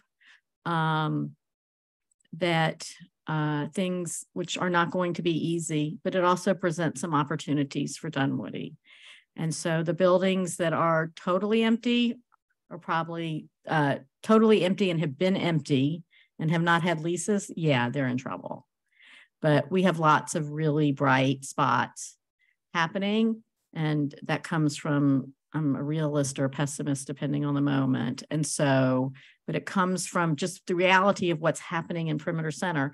The other thing I'll leave everyone with is that in the 90s and the early 2000s, and part of what led to cityhood in Dunwoody was the fact that the DeKalb County allowed any building, any commercially zoned office building below 5 stories or something, a certain number of square feet, by right could convert to apartment complexes. So all that inventory, which is much of which is going to be really troubled, is gone from Dunwoody. We have almost nothing left. We have literally 2 one-story office-like complexes in all of Dunwoody. And so it's but just over the border in Sandy Springs and other places, there's a lot of that product left. And so we shall see where we go, we are situated to recover well, I believe. But yes, it's not easy. And then additionally, if the office community is, which has been returning, but if it stagnates, then we also impacts how we use our public safety resources and what the needs are. So these are interesting times. That's pretty much my take on it all. But anyway, okay. So we will not, this is not a vote tonight. This was just a meeting. We vote in 2 weeks. Is that, or 4 weeks? 2 weeks? 2 weeks. Okay. All right. Thank you. Anybody else? Okay. Next up is the consent agenda. Does anyone have any questions? John. I have a couple of questions on the meeting schedule. Okay. Somebody here may know, I heard rumors that might be a city council meeting at Dunwoody High School. And has that been a discussion, or is that, it's not on the agenda? So I just guessing it might be added some point later. If that's a discussion. My hope would be that it'd be on a regularly scheduled night, but this is something that we're offering the youth council to put together. Okay. It would just be a road show. It wouldn't be a date change. All right. So it'd still be on one of these nights in which we have on the agenda. Yes. Okay. That's the first thing. So I'm good with that. I just figured I'd raise that. And then on the stormwater, Carl's here. Hold on. It seems like there's a whole bunch of lists, Carl, as far as all of the pond responsibilities, and we're doing the inventory. Have we done a good job on who's responsible for what when it comes to ponds, whether it be private land, public land? Do the pond owners know their responsibilities? No. It depends on when the pond was developed, or yeah, when the site was developed. Anything after 2008, when that was the December of 2008, that was when the latest deadline was for all municipalities in Metro Atlanta to adopt the Georgia Stormwater Management Manual regulations. And in those regulations, any new development or redevelopments, they had to sign an operation and maintenance agreement stating that they were responsible for it and what their schedule was. I've worked with you on a couple ponds and the issues and the lack of education from the owners of the property, that they did not know their responsibilities. And then they found out they have a couple $100,000 cleanup and modification and what to do. And sometimes we're doing this inventory. I'm just wondering if there's something for education, if it makes any sense. I have you at the podium. I just figured I'd raise the subject matter. Yeah, you don't have to answer tonight, but I'm just think about it. If we need to do something more to educate, to make your job easier in the sense of responsibilities when it comes to the city, I think we should just think of it from that perspective. I agree. Okay. Well, one thing is there's sometimes a disconnect between what the municipality wants to do and what the state requirements are, because in the previous 5-year permit cycle, our goal was for all of the privately maintained structures was to go by the operation and maintenance agreements and to encourage the property owners to provide inspection reports. Yeah. But the state, because of the way the language in the permit is stated, it's the municipality's responsibility to perform those inspections for post-2008 stormwater facilities. So they didn't want us to do that. So we kind of had to punt on that and kind of revert back to the language in the permit. So if we decide to do that, it will be off the books, so to speak. I mean, it can be done, but it won't be anything that we'll get any credit for in terms of our permit requirements and regulations, but it's a great point. I just figured out with all the inventory that's happening, I was just trying to figure out if it made sense to do education for responsibilities that go with it. The tougher thing is for the older facilities, particularly ones that were developed before the city was incorporated. Correct. Yep. Thank you. Appreciate it. No problem. Okay, make a motion. This is a business item. Move to approve. Second. Moved by John, second by Rob. Any further discussion? Triple the education somehow if we can find a way to communicate with people. All in favor? Aye. Any opposed? Hearing none, that carries unanimously. Thank you. Thank you. Woohoo. Okay.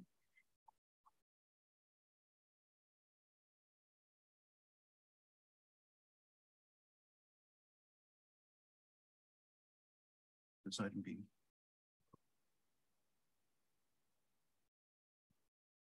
Mayor, moving to the business items, action items. Item number 7 is an ordinance to amend chapter 16 land development regulation of the City of Dunwoody Code of Ordinances to update the list of exempt activities in the stream buffers in accordance with state law.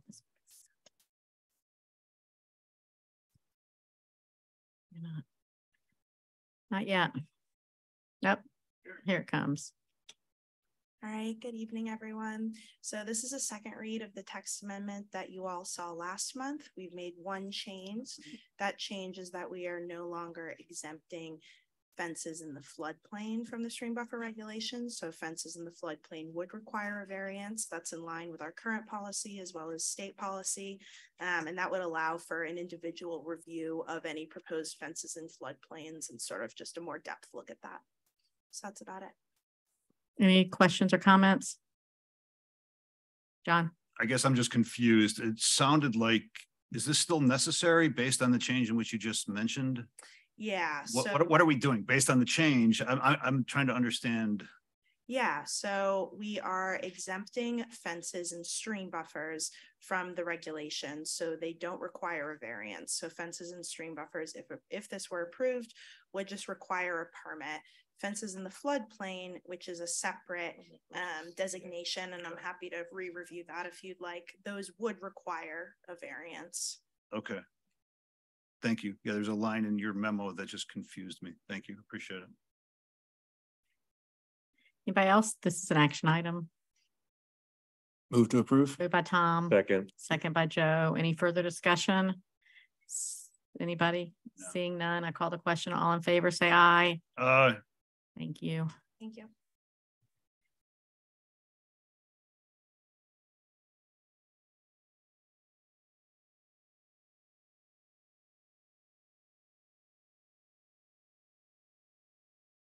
Item number 8 is an ordinance to amend chapter 27 zoning ordinance of the City of Dunwoody Code of Ordinances to amend regulations for drive-through facilities.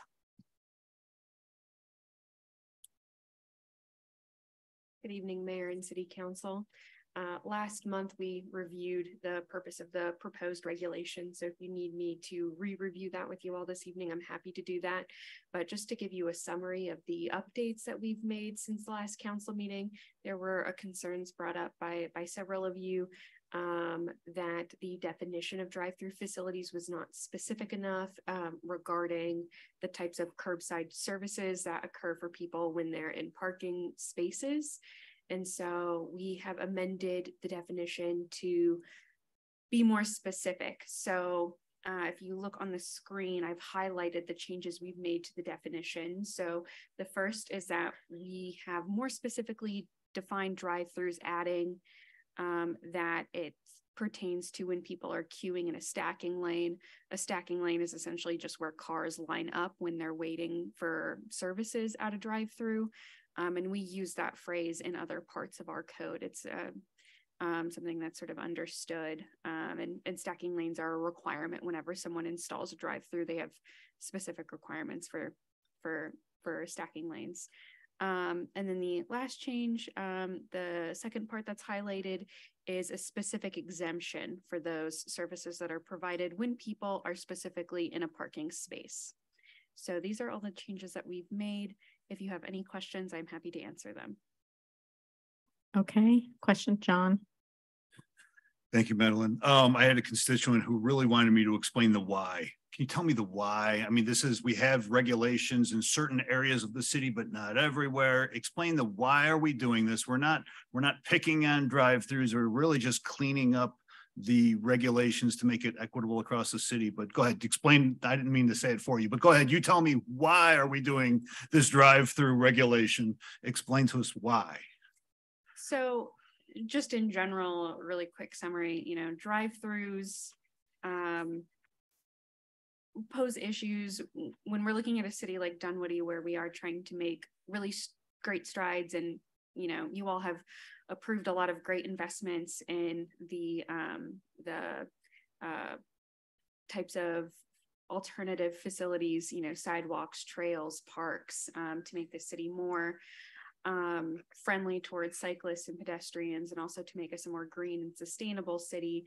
drive-throughs are sort of antithetical to some of those goals with the way a lot of them are currently designed and the way they operate in a lot of different places. And so in order to sort of meet our goals in the perimeter center and the Dunwoody Village District, we did create specific regulations that just sort of said in those areas, we really don't want to see them at all in our Dunwoody Village. And if they're going to go in the perimeter center, we want to have a little bit more say in how they're designed. They have to go through the special land use permit process so that we can, make sure that they're appropriate in that area and make sure that if we do allow them, that they are designed to a really high standard, one that mitigates the negative impacts of them.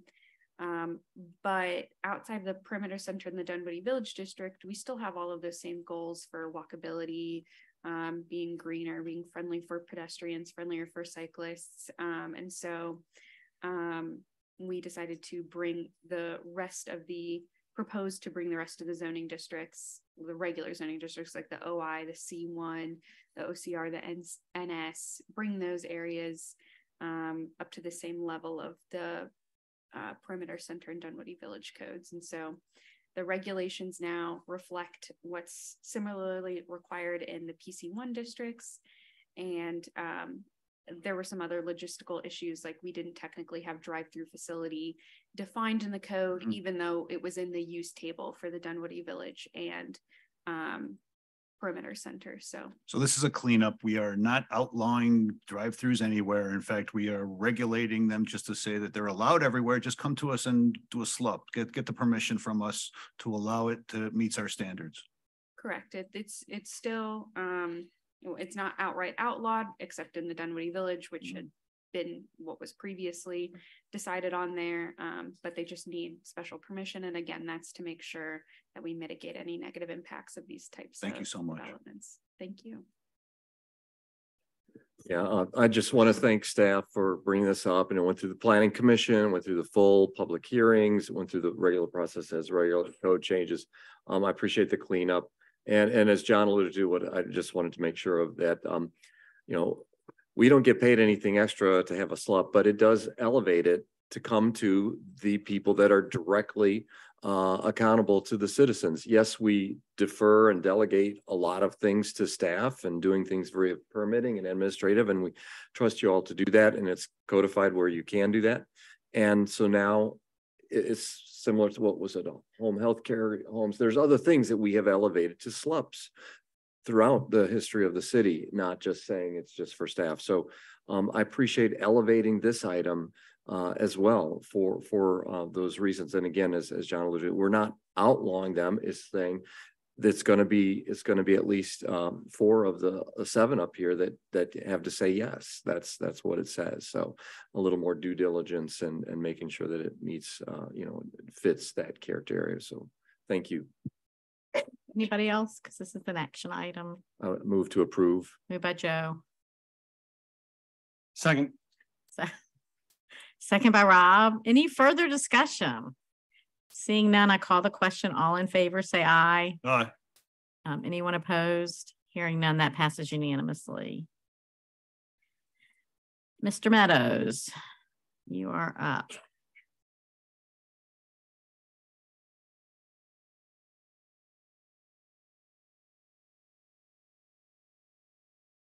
Good evening. I'm here to request authorization to execute a contract agreement between the city of Dunwoody and the Georgia Department of Transportation for an improvement at Ashford Dunwoody Road and the eastbound ramp at I-285. Just for a brief summary, PCID has been working with GDOT to improve traffic flow onto the eastbound I-285 ramp at Ashford Dunwoody Road. The project is located entirely within the GDOT right-of-way, and the state has program funds for construction inspection, and materials testing, with PCID paying for all of the design and management costs. The funding does require that a local government sponsor, and the PCID has requested that Dunwoody fulfill this role since the project is located within our city limits. Earlier this year, we solicited bids for construction and received 2 responsive bids. The contract amount of $2,042,000 and some change. We actually recommended that Precision 2000 be selected as the low responsive bidder. It's important for all of us to understand that GDOT and PCID will reimburse the city for all costs associated with the project. And once the contract agreement is executed, GDOT will issue a notice to proceed for construction, and we would hope to begin in late 2023 or early 24, depending on the timing of that documentation. So finally, the staff recommends and requests authorization for the mayor, city manager, or your designated representatives to execute the documents required for this contract agreement between GDOT and the city of Dunwoody for the Ashford Dunwoody Road interchange eastbound ramp at I-285 project. And I'm here to address any questions you may have at this time. Questions, John? No, no question. Todd, you said magic words. Northbound Ashford Dunwoody ties up. The traffic is going to be flowing faster onto the eastbound 285. And the magic words were that there's going to be no financial cost to the city of Dunwoody once that project is done and reimbursed and everything is done. Is that correct? That's correct. Consent. Is that right? Okay. All right. So I have a quick question or two. Not really. It's fine. Consent is fine. But I think when the Divergent Diamond was built, it had a life expectation of 10 years or something. I could be totally make that up, but we're reaching, I think, in theory, the end of the lifespan in terms of its effectiveness. Why is my phone mocking me? The end of its useful life in terms of traffic. I think the pandemic and the change in how people go to work and when people go to work has probably extended it some, but do you know anything about that? I don't without doing further research, but I'll be happy to. That's fine. We still want this on consent, but I would say this will improve because you will be allowing a lot of the traffic that's coming southbound on Ashford Dunwoody and making that left turn onto the ramp.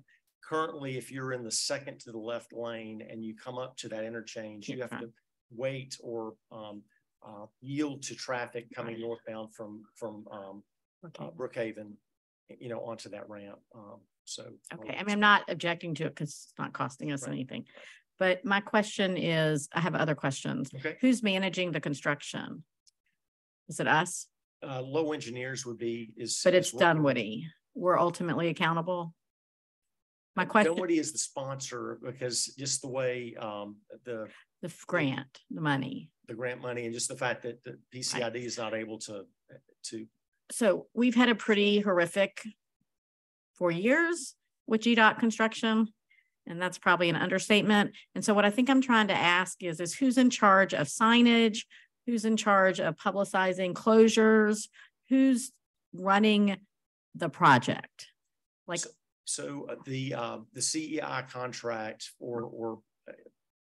this actually hasn't been executed because it's actually part of this construction agreement, but Low Engineers is working with PCID to provide the staffing to manage that aspect of the project from the execution of the contract, the construction contract, the initial pre-construction conferences, et cetera, and ongoing conversations. And they'll be working closely with us, obviously, with the city to make sure that proper notification, signage, and the like are in place to keep the public informed and also to make sure that we have a safe work environment. Right. So Eric, my expectation is, I can't speak for council, but my expectation is that this will be heads above what we've experienced the last 4 years with GDOT. So I don't know what it's going to take to make sure that I don't get a phone call on a Saturday morning that all of a sudden 285, the ramp east is closed and the city was never notified, but that kind of stuff cannot proceed on a project that we have direct involvement in, please, because it's been terrible and embarrassing, even though it's not us. We get some of the blame, but it's also been really unsafe at times. And so things like signs that need to be ordered ought to be ordered now. That, you know, and I can, Eric, maybe we have a meeting with whoever's managing it for PCID, but just please don't embarrass us. Please. And also, yeah. So that's my ask. I think we're okay. Obviously consent. Thank you.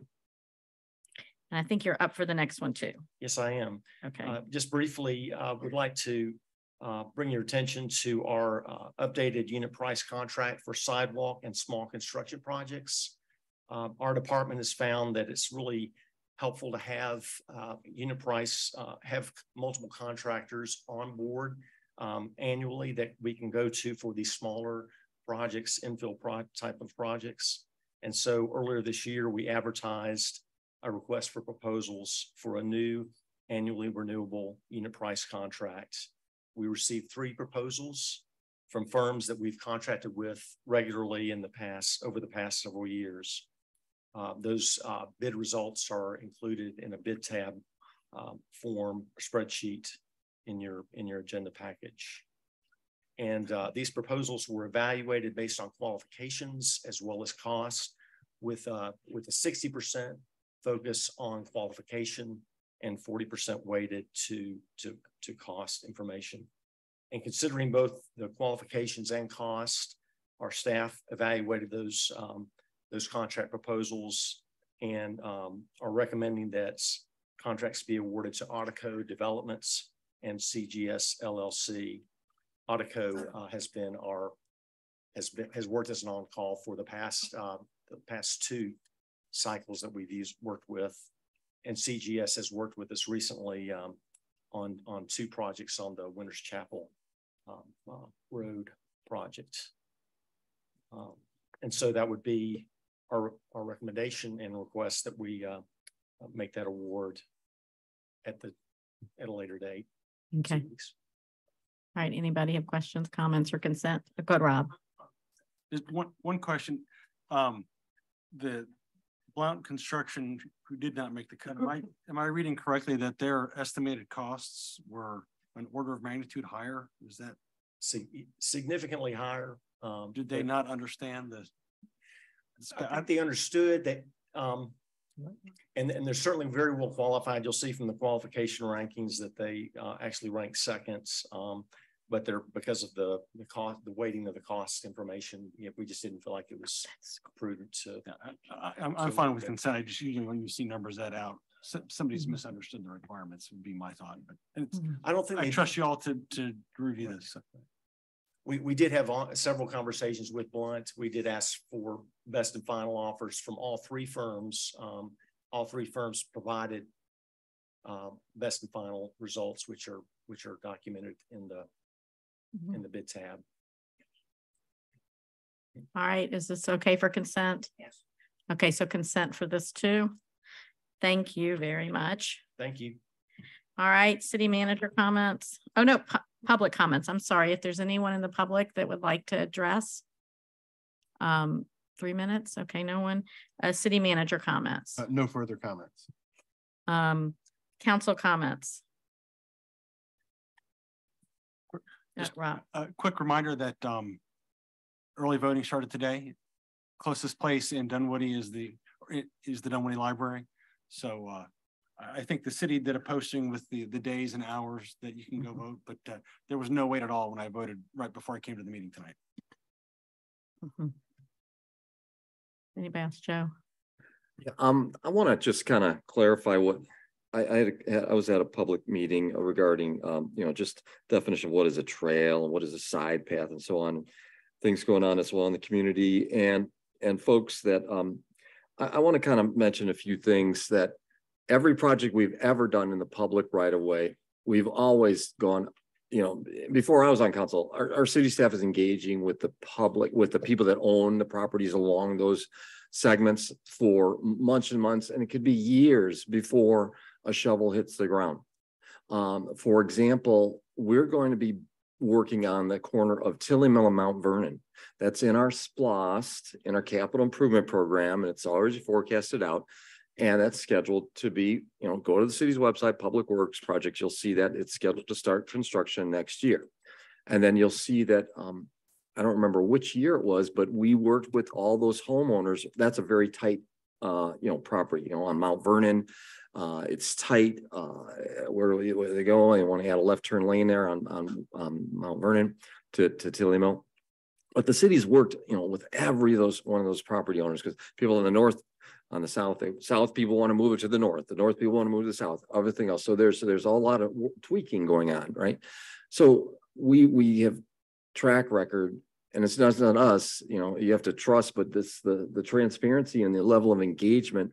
I kind of look at the city as a good size. I like our size of our city. You go to these smaller little towns, you think we have problems. We have first world problems when you look at the other cities in the state of Georgia, where the other 600 plus. But then you go to the bigger cities, then you're like, hard to engage with your elected officials, lack of responsiveness and so on. So when it comes to people thinking about what was in our trail master plan that was approved 6-1 early this year for the holistic vision, and what we have on the project list, on Mount Vernon, for example, between the village and going toward Vermac, there are 6 homes that actually face Mount Vernon along that segment. And this and one of them is a torn down house. The other one is a rental property that's vacant and it was for rent and it's being flipped. So there's 4 people that live between the village and Mount Vernon. And I knocked on all those 4 doors and I asked them about what was going on with this trail master plan. And I kind of described it, walked to the front yards and so on. And I'd like to read a statement from the homeowner that lives at as you're coming from the village. Well, it's the first house it's right there next to the village, 1748 Mount Vernon, and his name's Craig Greer. And back in May, he sent an email. I just want to remind folks, I live at 1748 Mount Vernon Road. I'm on the north side between the Village Parkway and Mount Vernon Way. Joe Seconder came by my house and shared plans where the city may be looking to update the sidewalk in front of my property to a shared use path. The information Joe shared looked like an awesome opportunity to connect Dunwoody neighborhoods. I see a ton of foot and bicycle traffic utilizing that sidewalk in front of my house, which, by the way, it ranges between 4 feet and maybe 5 or 6 later. On my house, as many neighbors walk or cycle to the village. I think the proposal to increase the size of the sidewalk to transform it to a shared use path while not taking land from the homeowners sounds like a great opportunity. I really like the idea of having a small green space between the roadway and the shared use path to provide additional safety to people using the path. I know today I'm very cautious when using the sidewalk on Mount Vernon with my 11-year-old daughter, as cars get very close to the sidewalk in many locations between the Village Parkway and Jet Ferry. I look forward to hearing more about this project in the future. Regards, Craig Gear. So I just wanted to say that. And what I went is we walked out to the road. I showed him where the bike lane is. I said, well, that's where the curb would be now. Where the bike lane is today, that's going to be, could be 4 or 5 feet of grass and trees. He's got a crepe myrtle he doesn't mind losing. He's got some wildflowers out there and doesn't mind losing a few feet of it. And I said, yeah, basically right now, let's double wide that sidewalk. You may have a 5 foot wide, maybe it'll 10 foot wide. Okay. Because again, every one of those segments are going to be having a separate plan. We don't know what the width of that facility would look like in the specific design until we actually start talking to those homeowners and looking at the specifics there. So I just want to make sure that people really understand how we do projects. We have a concept plan, and then we're going to introduce the low level and meet with those property owners and tweak and adjust and massage it, and then move forward with that. So I just wanted to make sure, I want to make sure that we understand what we're doing there from a city. So thank you for your time. So first, I want to thank the Parks and Rec staff for a fantastic evening on Saturday night. It probably was our biggest concert ever with several thousand people there. It was a phenomenal evening. Congratulations to everyone who worked on it. As briefly mentioned earlier, on the ballot, which early voting opened today, there is a host and a SPOS tax renewal. And I don't know exactly how they word the host, but here's what you need to understand. If they both fail and you are a homeowner, your property taxes will go up because the host provides a credit that goes against your property tax bill. DeKalb uses it for Grady tax and for something else, but it's $1,200 or so on my home. It will vary by the value of your home. So I think it's important for people to understand that yes, there are consequences for the city should it go away, but some of those consequences are going to be mitigated because your property tax bill will creep right up. In addition, your county freeze will go away, and maybe your city freeze too, but your county value freeze will go away. So just know that there are things on the ballot. Take a few minutes to read them. There are a few other items allowing the income limit to increase for people who are disabled and or over 65. It's still not a very high limit. It gives you a break on school taxes and it gives you a break on property taxes. Also, there's not many people left here anymore, but I want to just throw a data point out there. So the other day I went into a friend's property tax record in Sandy Springs. Her home is worth about the same as my home. We pay the same amount of taxes. Just coincidentally, I had no idea what I was going to find. We each pay about $6,000 a year in property taxes. That's public record. It is what it is. But on her property tax bill, her school taxes are $3,000 a year. My school taxes are about $4,500 a year. In Sandy Springs, in my friend's case, half her tax bill is going to the city and the county, so $3,000 a year. In Dunwoody, in my case, about $1,500 is going to DeKalb County, but that includes approximately $300 in sanitation. Fulton, Sandy Springs, the sanitation is different. You contract. So in that $3,000 that they're getting for her home in Sandy Springs, most of it goes to Sandy Springs because of their service delivery model. It's going straight to the city to use for Sandy Springs services. And then, but in our case, we get for city taxes approximately $300 from me for all the services I get from the city. Adding on, because I think it's important for people to understand, we have a tax called the host, which is a homestead offset tax. We never see the 1 cent penny you pay for homestead. We never see. It goes to alleviate your property tax bills. Only for homeowners, should add. In Sandy Springs and in Fulton County, they don't have a host. They have a local option sales tax. That 1 penny goes directly to the coffers of Fulton County and the cities within. Sandy Springs, that 1 penny sales tax pays for 25% of their budget. So as we begin January 2024, we're going to have to talk about fiscal reality. There is no doubt. I have a lot to say about it. I think we have to talk about how the city was founded and what promises may or may not have been made. But I think it's a really stark contrast to understand what your taxes look like in Dunwoody and what they look like in our neighboring city in Sandy Springs and what difference that makes in our case. And so with that, I'll take a motion to adjourn unless there's other comments. Moved by Catherine. No executive session. Moved by Catherine. Seconded by Stacy. Good night. Thank you all for coming.